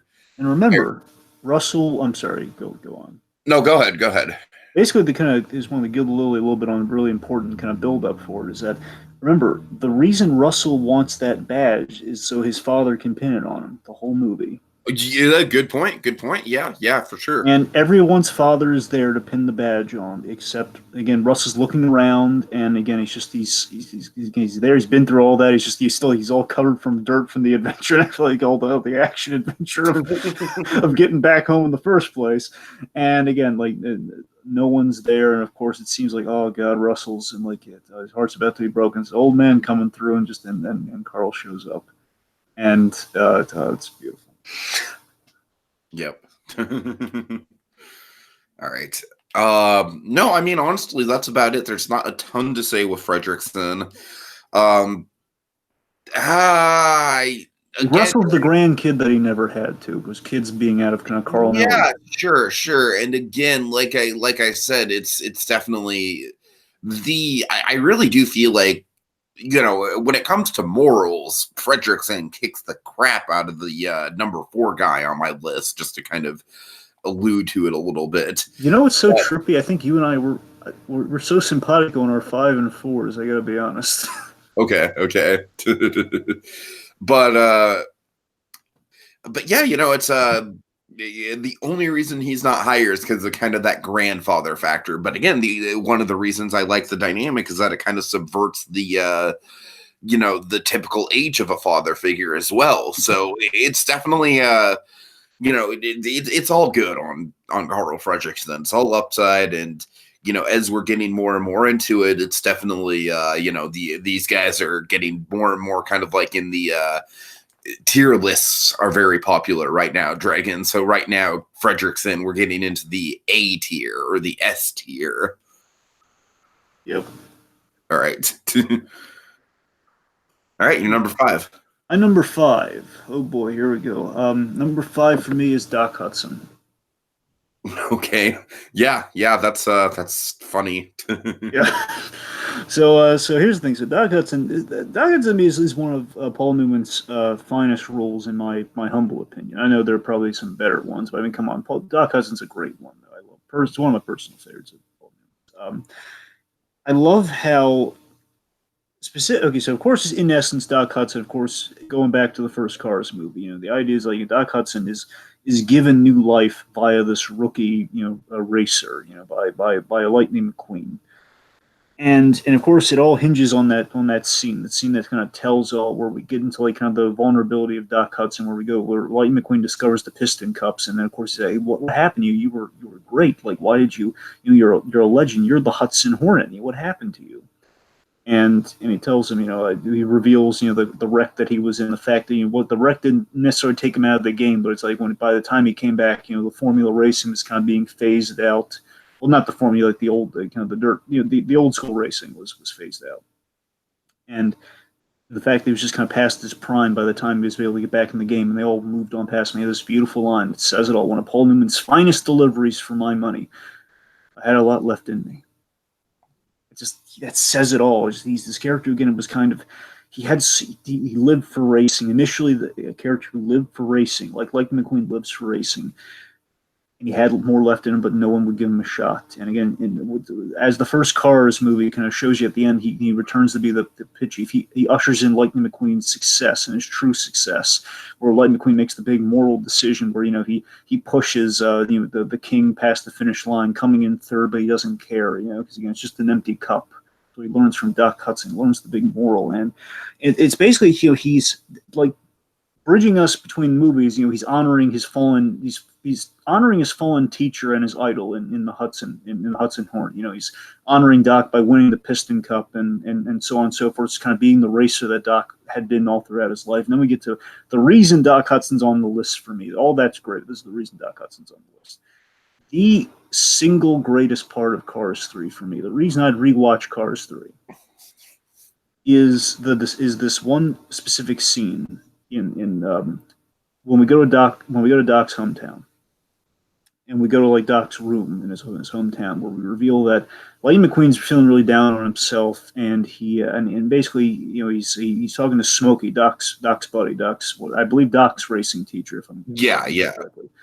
Only Smokey tells him, like, racing was Doc's life. That's why I have to do this. Racing. He takes him to there, and he reveals that Doc had been sending letters, all sorts of letters and clippings and postings of Lightning McQueen's success, revealing that, you know, he discovers the discovery that Doc Hudson was more than just his mentor. That he was so much more than just the racing coach. He was so much more than just he lived for so much more than racing. Racing wasn't his passion entirely, you know, like that's thing. Like, it was his passion, but Lightning McQueen reinvigorated him and gave him new life, and that he was, at the end of the day, he was a proud father of Lightning McQueen. That he was more than just the teacher. He was the father, and it's the fact that it wasn't the race; it's passing it down. That's the discovery. That's what makes Doc Hudson such a great father figure, and the fact that he's about passing down the knowledge, which of course is one of the cornerstones of being a parent. You pass down your knowledge to the next generation. It was a very generational thing, Doc and Lightning, and of course one of the great arcs in the whole Cars franchise is Lightning McQueen becoming Doc Hudson. That was everything I wanted Cars 3 to be, and that's kind of what was fulfilled. And that moment just is just crystalline why you invest yourself in the movies, even Cars 2, you know? That's why. Because you want to see that arc. Oh, yeah, for sure. Doc Hudson is definitely like the most, the reason to kind of like invest in the Cars franchise at all. You know, it's just such a moving revelation in that movie where we just kind of like, you always kind of felt it, but we kind of had it on the moment where we discovered it through Lightning's eyes that, yes, it's like just seeing it visually demonstrate that way, that again, like Doc, it's like something that Doc didn't brag about, but something you kind of find. Basically, this is the father figure too late sort of thing, where you can learn about a father figure. You had a father figure after he's gone, which again, that's the other reason I put him so high on the list, because it's kind of a diverse pick as well. So Doc Hudson, that's a powerful one. Okay. So my number 4, arguably the most morally ambiguous character on my whole list, but gosh darn it, I have to put him up there for memorability points. I really do. The one, the only, none other than Grunkle Stan from Gravity Falls. Oh my god, I love this guy so much. Now, Dragon, one of the running jokes with Grunkle Stan is that he is not a good father figure. Like, there's moments, like one of my favorite gags happens in an early episode where there's this cutaway of they're making fake $20 bills, and he's like, "All right, come on, they're making fake $100 bills," and he's like, "You call that Ben Franklin?" And then the cops roll up, and he's just like, "Uh-oh." But Dragon, you watched the clip I sent you? Yes. Now, the clip I sent you, of course, obviously is going to make more sense in context when you watch the whole show and everything leading up to it. But my God, is it beautiful. Of course, I'm referring to the iconic Mabel Grunkle Stan, I trust you moment. One of Christian Schall's towering, defining vocal performances. And what I love about this is it really is kind of a culmination of all the mysterious things that we've been getting about Grunkle Stan. The cliffhanger for the first episode of Gravity Falls is we see that the vending machine in the in the visitor center of Gravity Falls, or I'm sorry, in the visitor center of the Mystery Shack, leads to the underground laboratory bunker that we see in the scene that I sent you, Dragon. And so, right from the very beginning, we're like, oh, what kind of secrets is Stan hiding? And Dragon, I could just say that without getting into like the semantics or specifics, Mabel is very much right to trust Stan in this moment. Stan is a shady as hell character, and a lot of the comedy of the show revolves around how shady he is, for sure. He's opportunistic as hell, but if there's one thing that you can't take away from Uncle Stan, is that this guy is a family man. This guy, I don't want to get into the semantics for those who haven't watched Gravity Fall. Even though he is a sketchy character, he's doing it for the love of his family. He's Dragon. This guy in the last run of episodes in the show, I mean, this guy, like, he really lays it all on the line for the family. Now, granted, those sacrifices aren't as long term as I would like. I'll let that kind of sit where it may. For anyone who's watched Gravity Falls, I kind of wish what happened to Stan at the end of the series was more permanent. It wasn't just like, no, he's fine now. But regardless, the stakes were there. It's like the series definitely built to Stan kind of like just laying everything on the line for the kids. And like I said, it's this fascinating sort of contradiction of a character where the dude is just skeevy and shady as all hell, and he looks like, how would you describe his look, Dragon? I believe you gave a good analogy for his look, and I forget what it was. Yeah, now you're putting me on the spot. I mean, he's kind of a Shriner. He has like a fez going on there. I mean, he's a little bit of a Carl Fredricksen with a fez, maybe? Is that it? I don't know. Yeah, he's definitely, I don't want to say he's kind of got like a Monopoly Man quality to him a little bit. I don't know. It doesn't matter, but but yeah, it's and of course Gravity Falls, 40 episodes long. Honestly, one of the most perfect animated series ever. One of, like, probably to me, like, one of the definitive, like, a creator with a vision for an animated series that just was able to fulfill it from top to bottom. In that episode, the show didn't go on for one episode too long. It lasted exactly when it meant to. It didn't get cut before it was meant to. It was just the perfect length. And Stan's arc is just a huge part of why the show works as well as it does, because the comedy with Stan mixed with the heartfelt moments and him laying everything on the line for the family is just it really does make just this potent, incredibly memorable character. I mean, I would definitely say that Grunkle Stan is easily the most memorable character that has come out of a Disney Channel show since the since the Recess days. All right. Number 4 is a really good one. Again, the most morally ambiguous. How it shadows Grunkle Stan the same way that your number 5 did. Well, yeah, this definitely. I think this one. Look, I think this one's more morally questionable than Grunkle Stan. If I'm being frank, it's number 4 is Eobard Thawne, aka the Reverse Flash. Oh yeah, that's way more morally questionable. That's the thing. So here's the thing. Eobard Thawne is a sketchy guy, but he's a good guy at heart. Here's the thing. So I was between, again, I was contemplating Joe West, but then I realized, because of course the Flash has a number of really good father figures on the Flash, and of course you have literal fathers, and you have father figures, and you have, there's stuff on there. And of course, I went with, and I also contemplated using, I contemplated, I didn't know if it was going to make it high on the list, or I was contemplating doing the Kingpin from Daredevil, with Kingpin and Bullseye's dynamic. I was contemplating it, but at the end of the day, I realized I kind of went to, there are 2 characters on this planet. I get 2 villains on this planet I get most excited for. It's D'Onofrio's the Kingpin, and it's the CW's interpretation of the Reverse Flash. It's like every time the Reverse Flash shows up, it's like, oh my god, it's like D'Onofrio Kingpin. I love it. Oh goodness.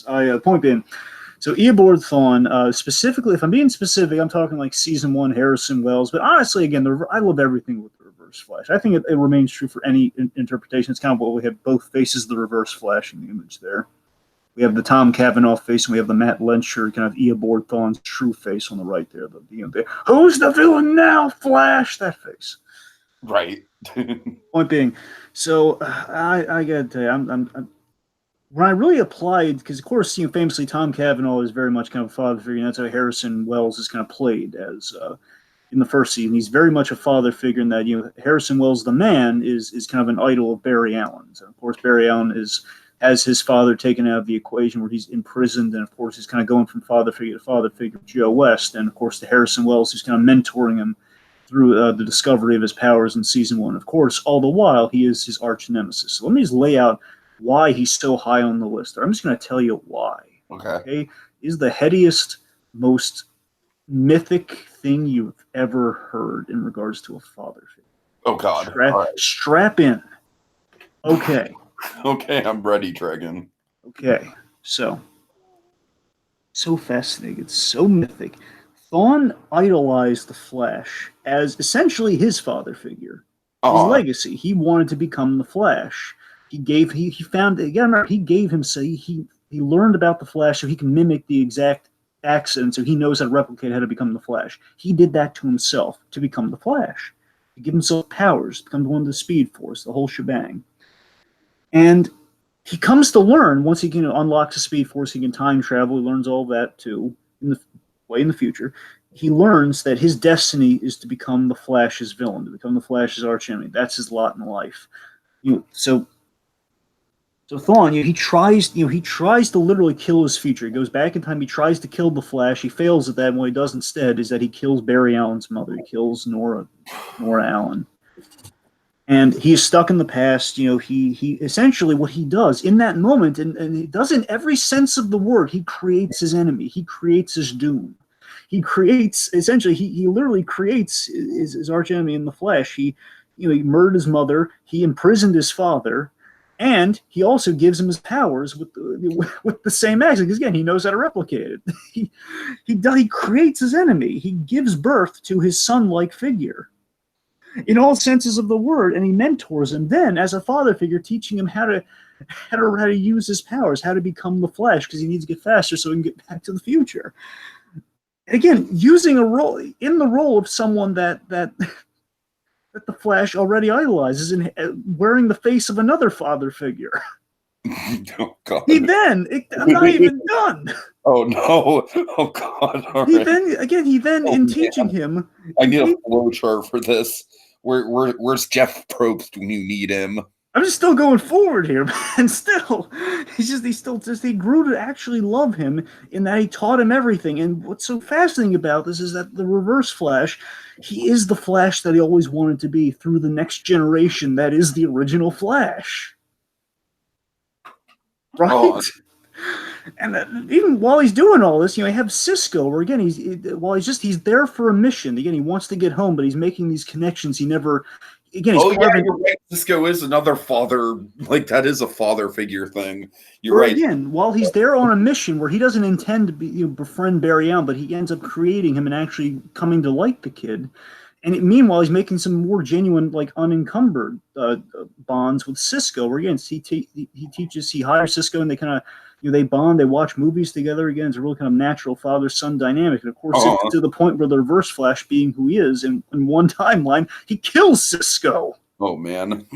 Again, he kills his son figure because he has to, because he can't give away the grander plan in season 1. So again, he would kill Cisco, and they'd have to live with this. So again, it's now we have two very compelling father-son dynamics. And then we get to this. So in the end here, it's that the Reverse Flash, and the reason he does these terrible things like the Cisco, and again in the end why he has to be the Reverse Flash, is that he lives off hatred. And we learn this in a little sense in the Flash season 5. By the way, I'm going that far with it. The Reverse Flash lives off hatred, but he lives off hatred, but is ever linked to the Flash in infinite ways. I mean, he will never. This is the most unbreakable bond between two characters you have ever seen. And again, it's fatherhood aplenty, in that he comes to love. He comes to love this person that again he has created. But again, he's created his own his own doom, his own destiny has been created. It's always going to be like flashed in his face of like, no, you're a failure. You are never going to achieve greatness. You're going to be the footnote in greatness. You're the thing that greatness beats.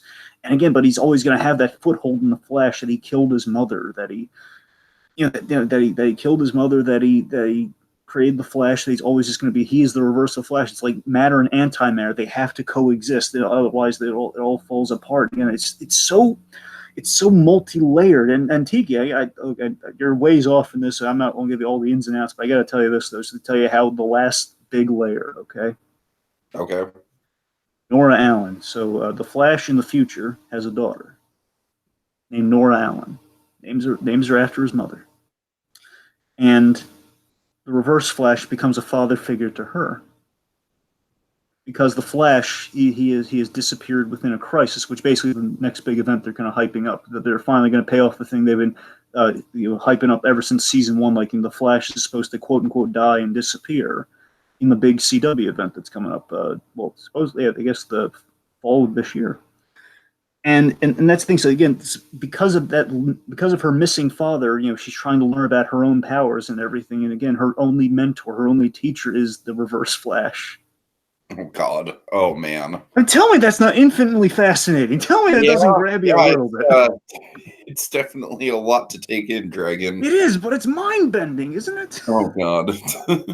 So yeah, I could be here all day talking about how cool the Reverse Flash is. But seriously, I mean, because of all of that, I don't even have to get into it that further. Because of all of that, I mean, the Reverse Flash. I mean, they don't get more. You don't get how that's as tight a bond between like a father figure and a father figure that happens to be your worst enemy, but a father figure all the same. I mean, it doesn't get more integral than that. Uh-huh. All right. Good stuff. All right. Oh boy. Now we're getting into the big ones, Dragon. Now we're getting into the big daddies, all right? The big daddies, pun intended. Nick Cage is in this. Oh God. So my next one, my number 3, and oh my God, it was so hard to rank these guys when it got down to it, Dragon. And interestingly, my number 3, not quite as elaborate of a backstory as you have for yours, but I feel like still kind of like he's kind of got that Cisco thing going on of having multiple father figure arcs with multiple characters. We got to do Tony Stark, Dragon. We got to talk Tony Stark. I mean, come on. This is a big pillar here, man. This is a pop culture icon when it comes to father figurehood. And the funny thing is, it totally didn't start out that way, but by the end of Tony Stark's arc in Endgame, it totally morphed into that. Of course, we first get a look at Tony Stark as a father figure in Iron Man 3. Up until Guardians of the Galaxy, my favorite MCU movie, but I digress. Of course, I love the what I love about Tony and Guardian in Iron Man 3 is that in relation to the Harley character is that he is no nonsense. You know what I mean? It's kind of like it's a very Shane Black thing to do, where you're taking this. I feel like Shane Black did a similar thing with the daughter in The Nice Guys, ironically enough, also an MCU actress crossover there. But we have this cute kid archetype, but we're kind of turning it on its head. And Tony Stark's like, yeah, dad's leave. It happens. Don't cry about it. And I love that arc with Tony. I love how salty he is with Harley, but Harley is, still like, well, it's, and at the end of the day, they do learn to appreciate each other. And it's only about 20 minutes of the movie, but I feel like it does, it's a nice sort of standalone sequence within the movie. And then we get to the big guns, Dragon. Then we get to the Iron Man, Spider-Man relationship. And look, I don't want to give too much credit to Homecoming because I think Homecoming really should have been Iron Man 4 by all intents and purposes. But the Tony Stark stuff does work in Homecoming. It's just, it was very much spoiled in the trailers for the most part. That entire arc was pretty spoiled in the trailers. But my God, Dragon, the arc in Infinity War and Endgame when it comes to Spider-Man and Tony Stark, Like that 2-movie arc in itself, not looking at anything else, not looking at Civil War, not looking at Homecoming, just in itself, that 2-episode arc is so freaking beautiful and moving. It just like it instantly, like the whole "I don't want to go, Mr. Stark," boom, instantly iconic. Instantly iconic. I don't want to go. It's like that is like a father figure moment for the ages right there. And then of course we we mirror that in Endgame. We get some really powerful stuff with Tony in Endgame with Spider-Man. And I do think that Tony is one of those rare instances in our list, Dragon, where yes, by the end of the franchise, he does become a father. But man, he earned that. You know what I mean? It's like he really earned that fatherhood that he gets to achieve by the time that Endgame rolls around. That he does. I mean, the thing I always loved about that dynamic they have, Tiki, is the fact that again, it's so wonderfully kind of perverse and ironic. Where famously in Marvel, like the landmark character is Spider-Man. Of course, when Iron Man kind of rolled out, then many a time it depends on what movies are coming out and so on and so forth. Sometimes they shift on like who the new kind of poster character is, because famously it was Spider-Man for God knows how many years. Then of course, like Iron Man rolls around, and Iron Man kind of stole the spotlight. Then you have Wolverine when those movies are coming out, and then, of course, vice versa. The point being, as far as the MCU is concerned, the way things went, the way things ultimately worked out, Iron Man is your linchpin of the MCU. He's the guy who started the whole thing. And of course, we've now ushered in to get back to that classic way things have always gone, where Spider-Man was our landmark guy, and we added just such a great narrative within the MCU of like what gets us to kind of that icon, that place we're at classically with these characters. Like how do we get we're passing the torch from Iron? We reversed it. We passed the torch from Iron Man to Spider-Man, but we gave it such emotion. We gave it such pathos and how we get there. Of like how it's like why it's a passing of the torch. Like why he's why Spider-Man's going to be like now probably and fingers crossed. Hopefully, Captain Marvel will be a little downplayed. But fingers crossed. I think it's fair to say that Spider-Man, yeah, hopefully. Honestly, Dragon, Doctor Strange to me would be a good figurehead moving forward. Yeah, I'm for that too. I'm just saying. Here's the thing. The cool thing is when you really think about it. Again, unfortunately, Netflix here is notwithstanding at the moment. Our New Yorkers are Spider-Man, Doctor Strange. There are true blue New Yorkers in the MCU. You really think about it. That's all it really. I mean, I know Bruce Banner. I believe Bruce Banner stemmed from New York, but of course he's just he's a little bit globetrotty.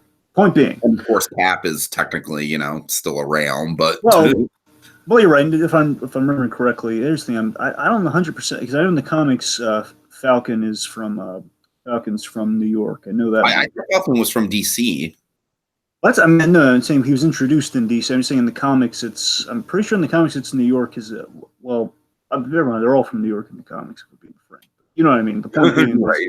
I mean, he has a line in Age of Ultron where he mentions, he's talking to Cap about getting a place in Brooklyn, which implies that Falcon may have a residency in Brooklyn. The point being, it's a little unclear. The point being, he may or may not be unclear. Sorry. Well, Bucky's at least from New York. At least Bucky's, he's yeah. Fine, we have at least 3 to possibly 4 New Yorkers. All right. Fact of the matter is, it's kind of cool. It's kind of the way we've kind of elevated. Like we kind of explain why is that? It's kind of cool. Mm-hmm. And also with Far From Home coming out, that's not we can see that Endgame isn't the last of the Tony Stark and Peter Parker dynamic. We can see that. In spite of what happened with Endgame, Tony Stark continues to be let's just say a big factor in Spider-Man's life. Oh, yeah. So interesting to see how that will evolve going forward in the movies. Oh, certainly. Okay, you're number 3, Dragon. So here's the thing. I had no doubt of how my top 3 were going to go, but by the same token... It was just really tricky to rank them. That's the thing, not really. And they all just kind of locked into place rather easily. It's just number 3 is a really good one, though. Number 3 is the only one that makes you second guess it. That's the thing. They're both great, and they're both kind of landlocked. There's no taking them out from where they're at. But number 3 is a really great one, though. Number 3 is Uncle Iroh from Avatar: The Last Airbender. So Uncle Iroh, man, Tiki, again, one of these days you really got to do a deep dive into Avatar. I know, and I know enough about Iroh to know why this guy is so far up your list. Oh yes. So Iroh is this for my money easily without hesitation. I know a lot of people are going to say cool, but seriously, this is Mako's finest performance. Uncle Iroh, it is. This is the one. Aku was definitely his most over the top performance. It is. And Aku's fun. Aku's a theatrical performance.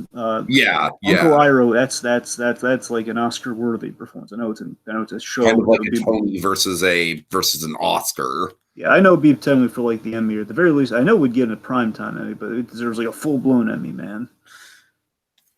Anyway, so yeah, this character. This is one of the most rich, beloved characters within the show. Uncle Iroh is this wise, loving character who loves tea more than our version of Howard Hamlin. Seriously, way more. He brings up tea throughout the show as much as we joke that Howard Hamlin obsesses over tea. He does. I believe it. And he's funny again. Uncle Iroh, he has a great sense of fun and lightheartedness. But he basically is a very lighthearted hobbyist. He just he comes across things. He's like a retiree, just kind of going around, just kind of having a good time while he's just kind of going with Zuko places. But he's also while he is all this, he's just kind of a fun-loving uncle. But at the same token, he's a really skilled teacher. Like his nickname, I believe, is like the Dragon of the West. I believe that's his. One of his famous monikers. The idea is like Uncle Iroh. He's given that name for a couple reasons. One reason is that he's actually rumored to have slayed dragons. He can breathe fire like a dragon with his firebending techniques. It's a lot of really cool stuff. Point is, Uncle Iroh, he teaches Zuko all he knows, and he's and I mean basically there are a few key moments of Uncle Iroh I'd like to highlight here, because Uncle Iroh again, he's just this really. He gets stern. When Uncle Iroh gets stern, there are these somber moments and these stern moments, and the idea is he's a large pillar in the tragedy of Prince Zuko, in kind of the grand arc of Prince Zuko, where Zuko is a very troubled character who has a very troubled father dynamic with his own biological father. With Fire Lord Ozai, is one of the most famous scenes in the series. Way back in season 1 is we reveal how Zuko got his very famous scar. And the idea is he was trying to apologize to his father for basically kind of misspeaking during a meeting.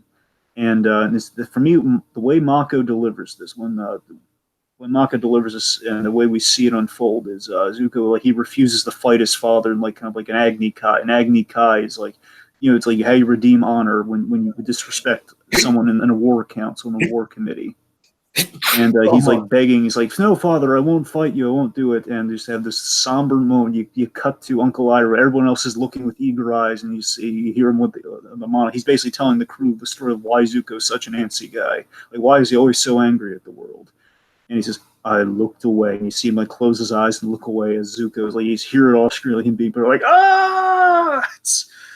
And basically that the idea is because of that, Zuko he took an unwinnable task. He's going to find the Avatar, and he thinks it's going to restore his honor. And Uncle Iroh, all this time, he knows it's such a long shot. And the Avatar, of course, being the whole crux of the show, is that the Avatar shows up, and that now Zuko's chasing the Avatar, because again, he sees this as finally I've been on a fool's chase, but now I can tangibly regain my honor. I can earn the respect of my actual father back.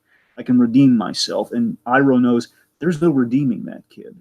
There's no redeeming that, but he's not going to be the one who breaks his heart and tells him that. He's going to go along with it. He's going to still teach him and mentor me. He's basically holding out against all hopes that he's going to come to his own. He's going to realize that you don't need anyone to approve your own honor. You do that. It's ask yourself what you want. And of course, as the clip I showed you would demonstrate, the big one I wanted you to focus on, hopefully, was there's a big moment where Zuko, season 2 has some of the best Iroh and Zuko stuff, because the grand arc of the series, without getting all the ins and outs, is quite simply is they start off as they're members of the Fire Nation.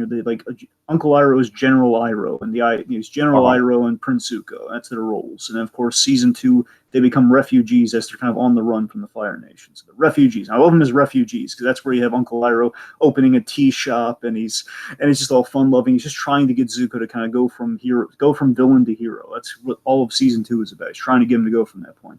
And season 3 is essentially that they're split apart, and it's all about them kind of being reunited by the end of the series. So it's a really great kind of arc for their bond, and kind of see how it gets tested and everything. And season 2 is the clip I showed you, where it's this scene where Zuko thinks he has the Avatar where he wants him, and really he doesn't. And Iroh just calls him out, like, you don't have a plan. You're not thinking this through. Like, what's next? This is a fool's errand, and you don't think things through. The Avatar has saved your bacon because you don't think things through. Like, what do you want? You have to ask yourself life's big questions. What do you want?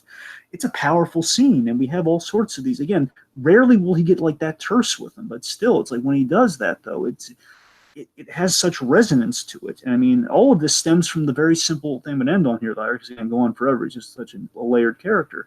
The big thing to talk about is that he was a general. He's a famed general who's kind of a quasi-general. At least he's kind of retired because he lost the son on the battlefield, and that's why he retired from being a general. His son died, and he blamed himself, and that's what kind of opened his eyes to being more of a fun-loving, kind of a more laid-back, kind of peaceful guy. He was serving kind of this regime where he wasn't really he lost the little picture, and he lost the big picture in favor of the direct one. And it's basically, so, all of this that's why he cares about Zuko so much. That's why it's such a beautiful, like, kind of father figure, son dynamic there, where he just wants to. He failed before. He doesn't want to fail again. He wants to be there for Zuko, but he can't tell him how to think. He wants to guide him to finding his own path, whatever path that may be. It's a beauty. Cool. All right. So, Dragon, I have a feeling that your reaction to mine is going to be very similar to my reaction to yours in number 3, because I didn't really have a ton to say about that because I just haven't really caught up with Avatar. So you're not going to have a ton to say about this one. It is number 2. We got to have my all-time favorite Harry Potter character, so I got to show him some love. Remus Lupin. Of course, the funny thing about this is that the worst part of Wonder Woman is this guy, who is definitely the best part of the Harry Potter franchise in my eyes. And again, the big thing Wonder Woman I have a very minor problem with is gods don't have mustaches. I don't know how else to phrase it. Gods don't have mustaches. Oh, God. Seriously, I take it. I know it's a weird phenomenon, but you still agree with me on this, right? Like, gods it just never looks right. A god with a mustache, give him a beard. I mean, I think devils have mustaches, but I mean, okay. Well, I'm talking like, big G, man. I'm talking like your big your Greeks. I'm talking like can you imagine Hades with? Well, I guess I don't know. Hades with a mustache? Could you buy it? I could imagine Hades with a. All right, fine. If it was like a beard and mustache, yes. All right, I guess you're fair. Maybe the really evil ones could have a mustache, but still, Ares though. I don't know. As a matter of fact, I'm pretty sure that the Hades Town guy does have a mustache and beard. I'd argue this point though. I think the thinner the mustache, the better it looks, because this guy had like a big poofy mustache. It just never looked right. Like big handlebar mustache on a god never looks right, in my opinion. Right. All right, so Remus Lupin, honestly, this guy has one movie, one book where he really shines. The rest of the time, he's pretty much in the background. I wish he had a larger role in the overall narrative of Harry Potter. It really kind of bothers me because he's an excellent father figure for Harry, and yet he just kind of gets pushed to the background. Honestly, it kind of pisses me off about the rest of the series because, I'm going to go off on a little bit of a Harry Potter nerd tangent here. But, we introduced Sirius Black at the end of Azkaban, which is Gary Oldman's character. And then, of course, we get, 1 or 2 scenes with Sirius Black in Goblet of Fire. And then, spoiler alert, Sirius Black dies at the end of 5. But it's in Sirius Black, yeah, it's sad that Sirius Black got killed off. But Remus is still there. Remus is an awesome father figure. Why can't you go to Remus for father figure stuff? Remus knew your parents in exactly the same way that Sirius Black knew your parents. I'm sorry, it bothers me that Remus Lupin just kind of gets pushed to the sidelines. But Dragon, I got to tell you, in Prisoner of Azkaban, he's great. There's so many things that get subverted in the Harry Potter franchise with Lupin that I just love. Of course, Lupin is one of the very few Defense Against the Dark Arts teachers that's actually worth a damn. Of course, historically, the Defense Against the Dark Arts teachers, we had we had one who literally had Voldemort on the side of his face. That guy wasn't good. We had Kenneth Branagh is the very egotistical dimwit, Gilderoy Lockhart. We had Mad-Eye Moody, but Mad-Eye Moody was a good father figure who also happened to be an imposter working for Voldemort. We had Dolores Umbridge, who was basically Wizard Hitler. And we had Sirius Snape as the Defense Against the Dark Arts teacher in Book 6. So, Dragon, you can see how, Remus Lupin in that lineup just kind of like rises above and beyond. In that lineup, Remus Lupin is kind of one of these things is not like the other. He's kind of the refreshing, like, oh, this guy's actually awesome. And what I love about that, Dragon, is that Prisoner of Azkaban is the first time in the Harry Potter franchise where shit starts to get real. Sorcerer's Stone and Chamber of Secrets are very much good standalone kind of like fantasy mystery adventure books that kind of they do a good job at world building. They do a good job at setting up a mystery, and they do a good job of establishing characters for sure. But really, when you rewatch the two Christopher Columbus Harry Potter movies, they very much feel like kids' movies, and kind of dated kids' movies at that. Dragon, there's a reason why Prisoner of Azkaban is by far the best Harry Potter movie, and you always see it at the top of Harry Potter movie rankings. And honestly, it's not just because Alfonso Cuarón directed it, although that is a big reason. Prawn, I'm sorry, freaking grammar Nazi, but it's because Prisoner of Azkaban is just a damn good story, man. It's like, we have everyone thinks that this Sirius Black guy is out to kill Harry. We have the introduction of the Dementors, which are the most frightening creatures in the Harry Potter universe, for my money. And my point is that within all this darkness, we have Remus Lupin, who is genuinely, like a breath of fresh air for the Defense Against the Dark Arts thing. And he also knew Harry Potter's parents really well. He has that connection to Potter. And just generally, throughout the whole book, Remus Lupin is just a really likable father figure guy who really gets to bond with Harry. Really gets to know the kid and kind of give him a guiding light. And Lupin is the guy that taught Harry how to do the Patronus. And Dragon, I know you don't give a shit about any of this, but the Patronus is arguably the most powerful spell that Harry Potter learns throughout the entire franchise. So really I just felt it was my duty as a Harry Potter fan who loves Lupin and who just thinks that Lupin never gets enough credit for what he brought to the table in that one movie that he plays a really big factor in. I mean, this guy is just like, he is a criminally underrated, man. He really is. I mean, even by Harry Potter fans, I really think that it's a shame that that characters like Sirius Black. I mean, look, I like Sirius Black well enough. I do. But Sirius Black never hit me on an emotional core the same way that the Lupin and Harry dynamic did.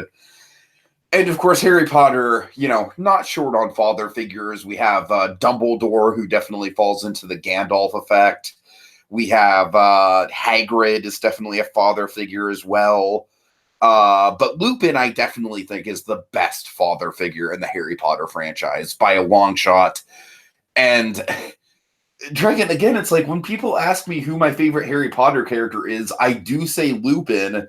And it's not because he's the guy who had the most screen time or anything, but it's because I feel like it's all, granted, it is a little bit of a hipster answer for sure, but it's because I just feel like Lupin had such a significant role to play in that one book, in the best book in the franchise by a long shot. And then J.K. Rowling, it's like I blame J.K. Rowling way more than I blame the character itself. She just kind of dropped the ball. It's like Lupin pops up here and there in the rest of the series, but there's no real moment of like, there's no real arc with Lupin past book 3. And I think that's a shame because in book 3, Lupin is just on fire as a father figure. And he really is the first legitimate father figure that Harry Potter gets. Because frankly, Dumbledore is like a bit of a Walter White style father figure in terms of like, Dumbledore had good intentions, but there's some shady stuff. Like basically Dumbledore was grooming Harry to die from the very beginning.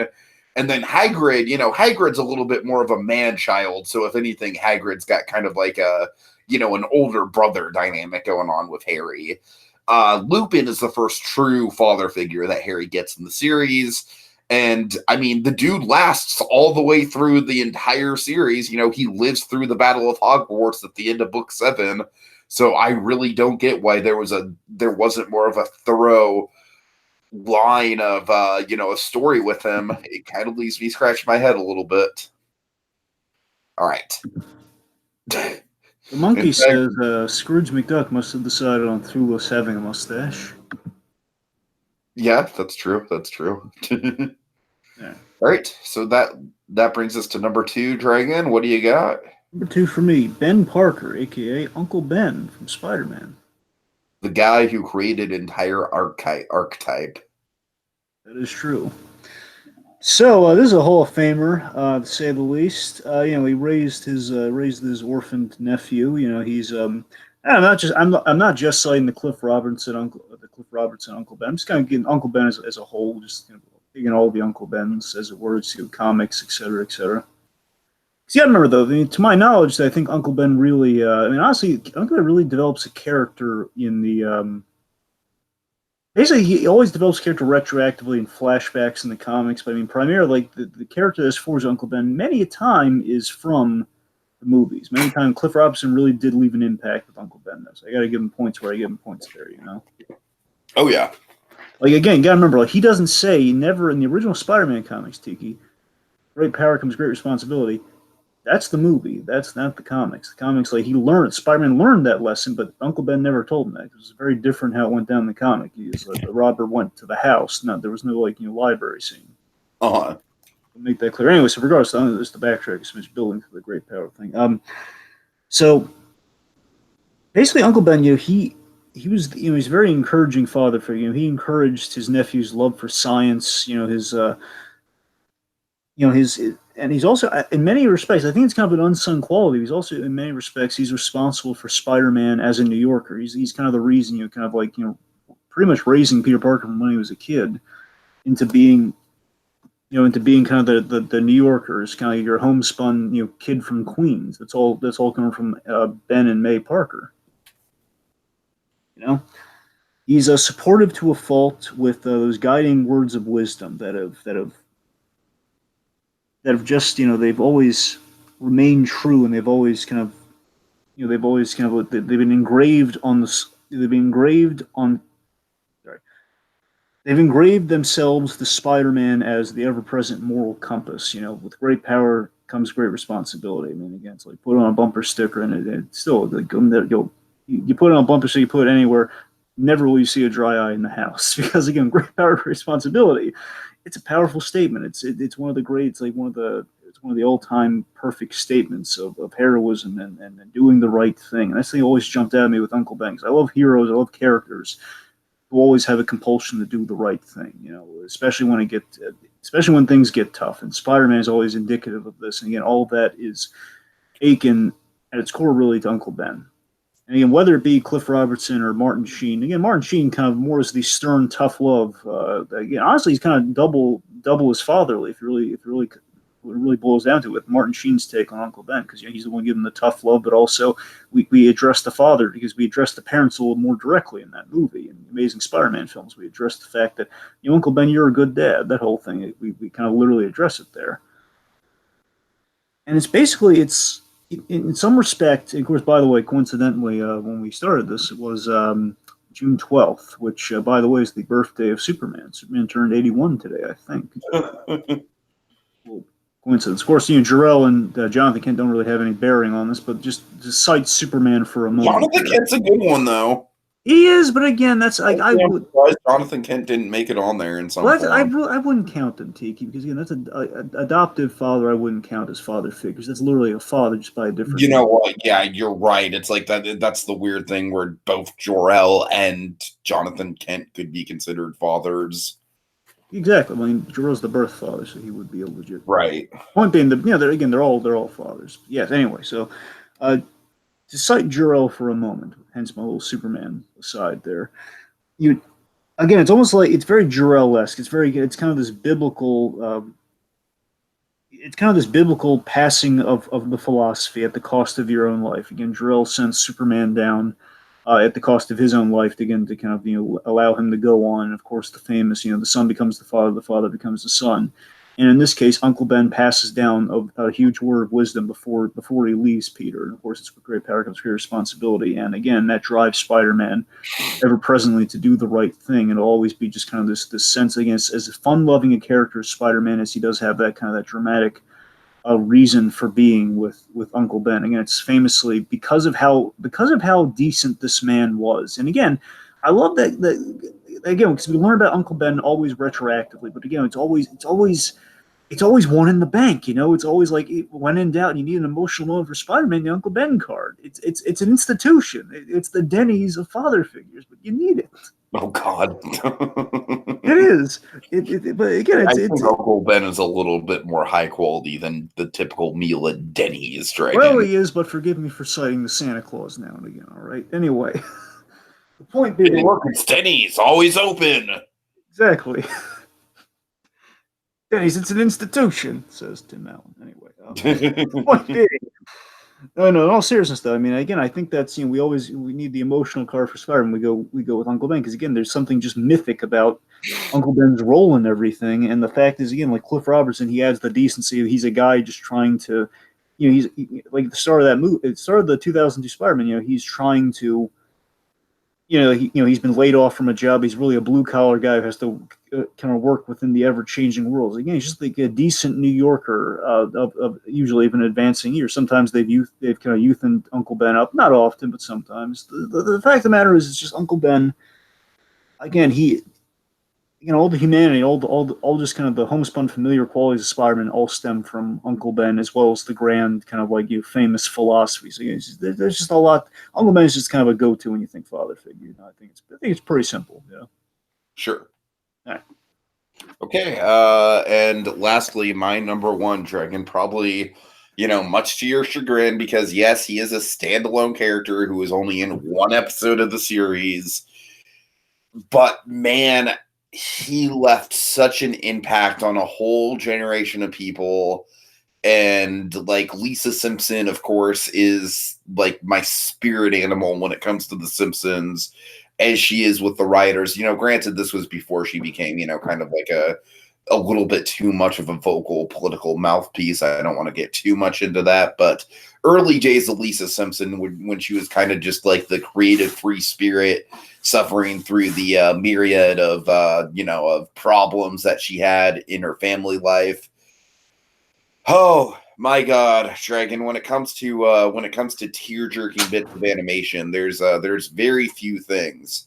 I mean, Pixar. They like there's very few things in Pixar that get to me the same way You Are Lisa Simpson gets to me, Dragon. I'm honestly probably going to have a hard time talking about it without my voice cracking, because it's that powerful for me. I mean, I would dare to say that the You Are Lisa Simpson thing is life affirming. Like to me, it goes beyond the realm of a silly comic, a silly comedy show about yellow sitcom family people. And it's just like, it's one of the reasons why early Simpsons is one of the best shows of all time. I mean, of course, Dragon, you don't need to watch the rest of the episode, because the rest of the episode is essentially just, it's Dustin Hoffman doing his thing. He comes in as kind of like a singing cowboy substitute teacher, and everyone's just, kind of taken aback, like, oh man, this guy is, he's way better than Miss Hoover, and it's a fucking classic, like instantly relatable dynamic and premise for an episode that we have going on with Lisa's substitute. The idea of this substitute teacher that comes in and just sort of like goes in and out of someone's life, but does so and just makes such a big impact. And Lisa's substitute, of course, the first 2 acts really explore the bonding that Lisa goes through with Mr. Bergstrom. Granted, obviously, dragging with Homer Simpson being Lisa's, perennial father. Very much, Homer Simpson, of course, loves his kids in his own way, obviously. But by strangling them. Yeah, exactly. But, and by the way, Ned Flanders, just to throw out, Ned Flanders is almost kind of like a mirror to Homer Simpson. Just kind of throw that out there. But, yeah, so Bergstrom, when we get into the 3rd act of the episode and we get to the, kind of the inevitability of the substitute teacher, as Dustin Hoffman says, temporary existence.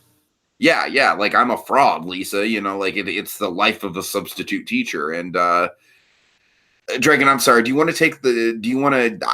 want to get your reaction to the clip I sent you, because it's only a minute and a half long, but I hope it kind of touched you on some level.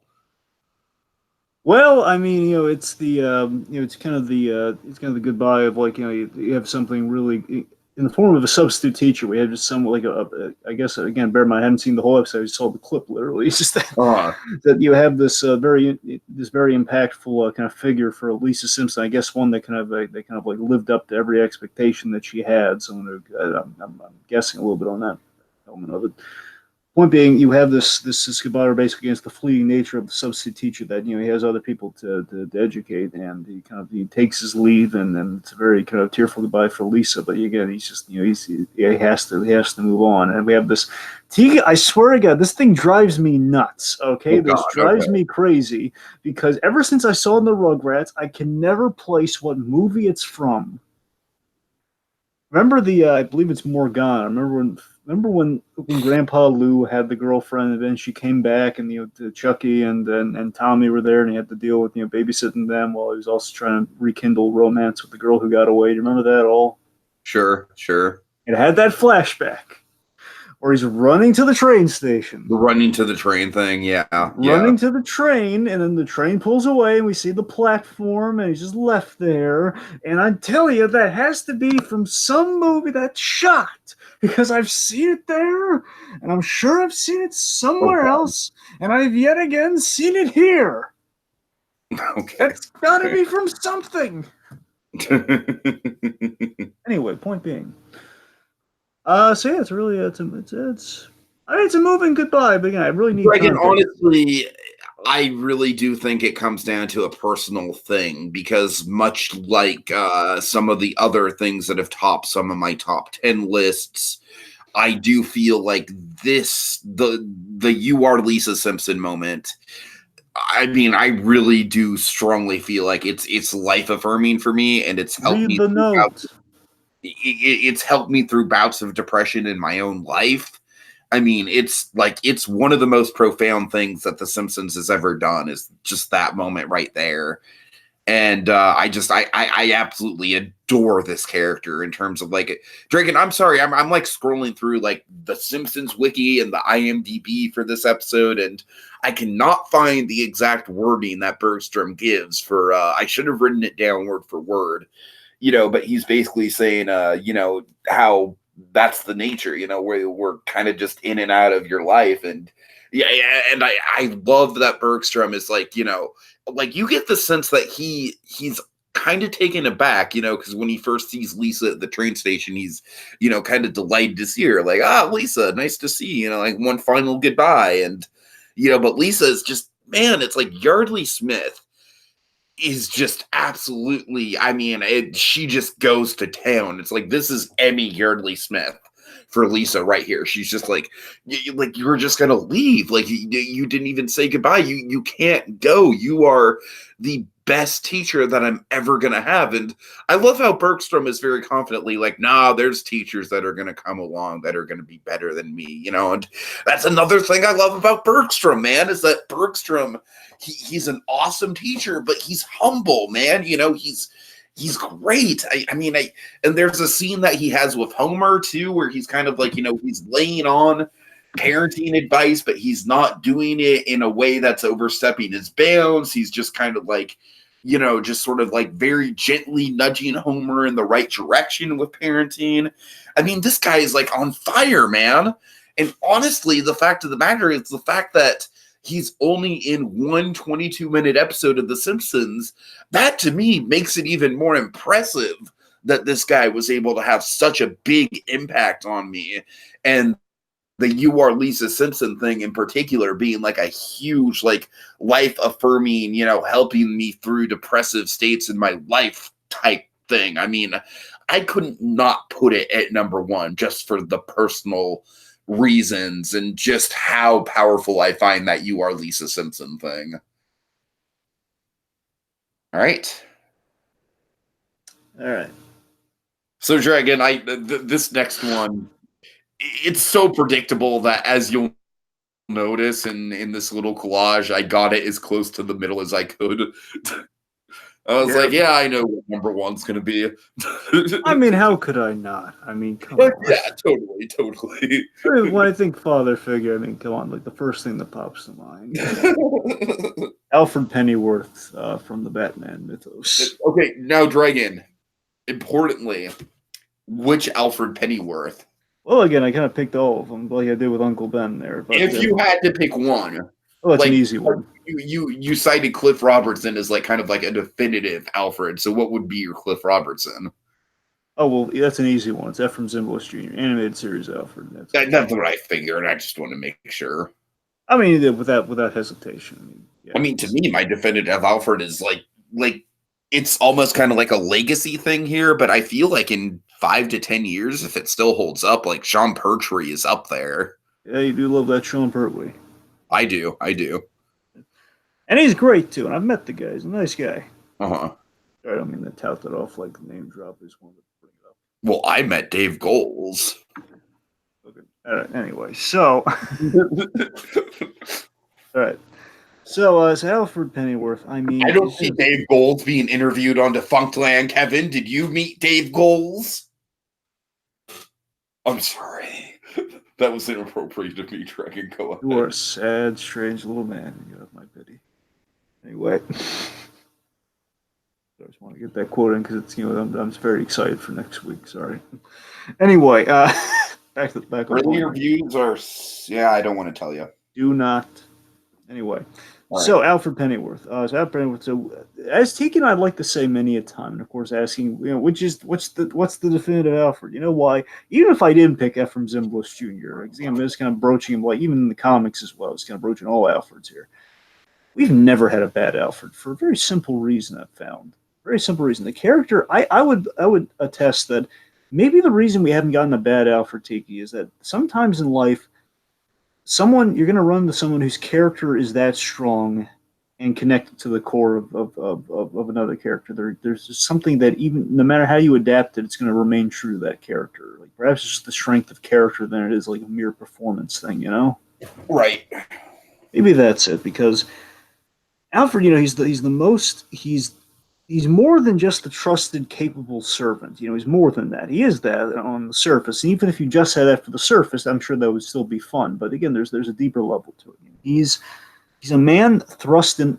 You can look at Alfred all sorts of ways, and we have over the years. And again, all adding to the kind of the centrals, kind of like you say Alfred, people know exactly all the emotions are listed right there. Alfred. Colloquialism, you know, he's like the Alfred for Batman. You know, he's your Alfred, he's your servant. You know, he's your go-to, your right-hand man. You're Alfred. You know, Alfred's shorthand.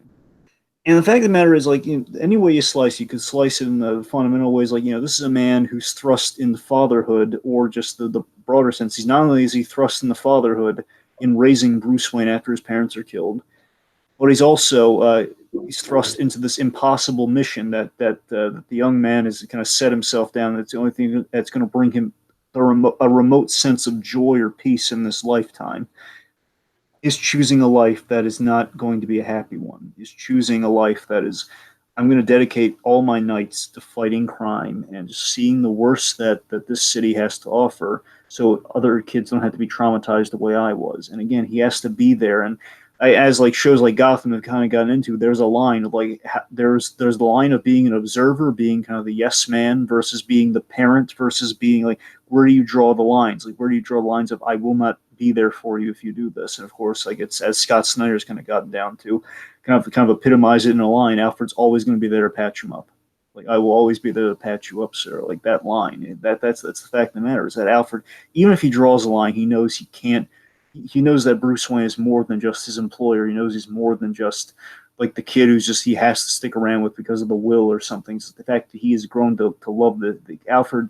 Traditionally, I'm not saying like now we have like Julia Pennyworth, but no one really cares. Let's be honest, no one really cares about Julia Pennyworth. No one ever knows who she is. The point being, I certainly don't know who that is. she's well, you do, but you forgot. It's fine. Anyway, oh wait, no, I know who she is. Yeah, there you go. I remember. The fact of the matter is, like Julie Pennyworth, she's a fine character. It's just the fact that I mean, traditionally, for like for 75 years, there's been like more accurate, 74 years, there's been no Julia Pennyworth, and now it's point being. Of course, now Batman's verging on 80, so differing years doesn't matter. Okay, so the fact of the matter is, Alfred, again, a man who's just kind of a man married to the job. He has no family, and the only family that he truly has is the Wayne family, and which has left him with Bruce Wayne. Like Bruce Wayne is his son in any way is sliced as a son, and again, like he's seen success, but he's also seen the trials and tribulations. He's seen tragedies. He's seen his son risk it all, his proverbial son risk it all on a nightly basis, risk everything to save a city. He's seen great failures, he's seen great success, he's seen Bruce Wayne, Batman put to the test, and psychologically and physically, and like how the heck he's gotten his back broken. He's been, he has traumatic brain injuries.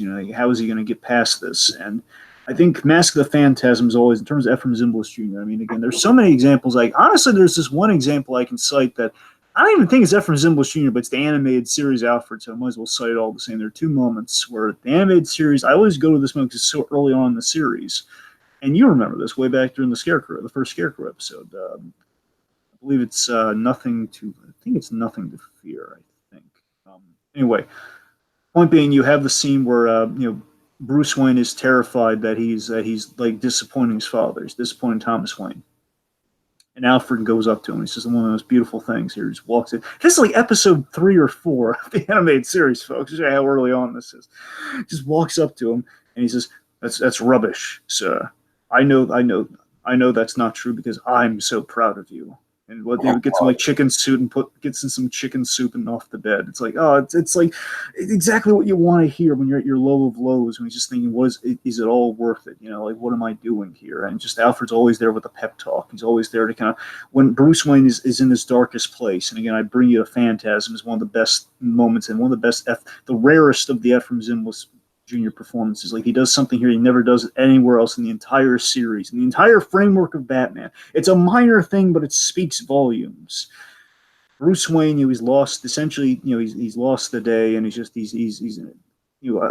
lost Andrea Beaumont. It would seem it's just like he's utterly down in the dumps, and he could have saved her, but he blames himself for not being able to save her. And Alfred says, "I don't think she wanted to be saved, sir." And then he says, "Vengeance blackens the soul, Bruce." And of course, he calls him Bruce. It's like one of the, not Master Bruce, just drops the facade. Mm-hmm. When it really counts, he's just there because, again, he's the only he can get away with it because he's breaking.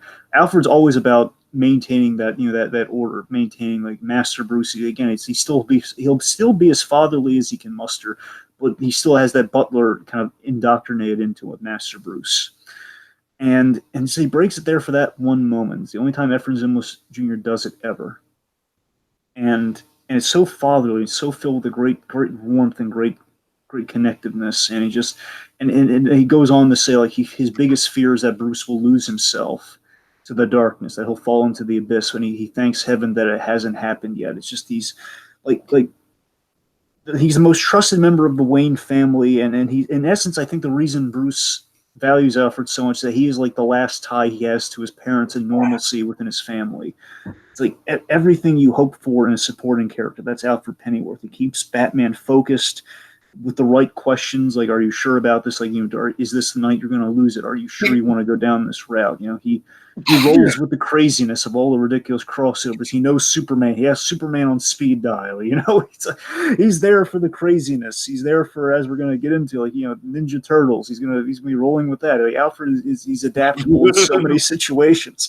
But at the core end, he wants Batman. He wants Bruce Wayne to find happiness despite choosing the unwinnable fight. And I've always held true that Tiki, in my core, I do feel Batman is a character who does not kill, right? He isn't.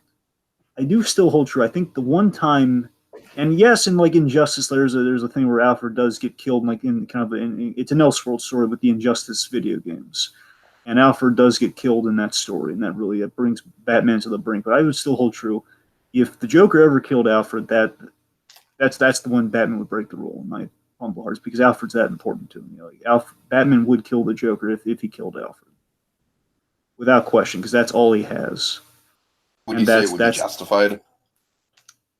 I mean, I've always lived my rule of thumb, Tiki, playing the Telltale games, everything in regards, you're in the shoes of Batman, you always do right by Alfred, all right, no matter what. Even if Alfred somewhat betrayed you, you got to do right by Alfred, all right? You can't. Yeah, I would say it's. I want Batman killing people again. If there's gonna be one kill in Batman's life, that's the one, and that's the reason. That's the justifiable reason. Okay.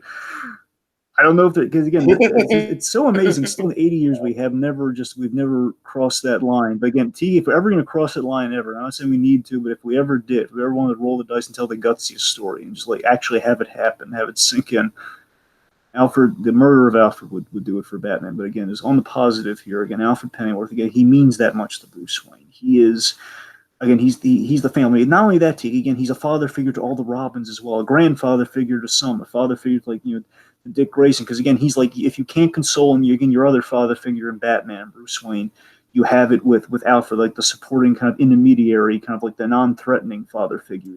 He brings that grandfatherly warmth when you need it. Again, he's a father figure to all the Bat family as well as Batman himself, and just everybody loved. Even Damian Wayne was a real brat when he's introduced.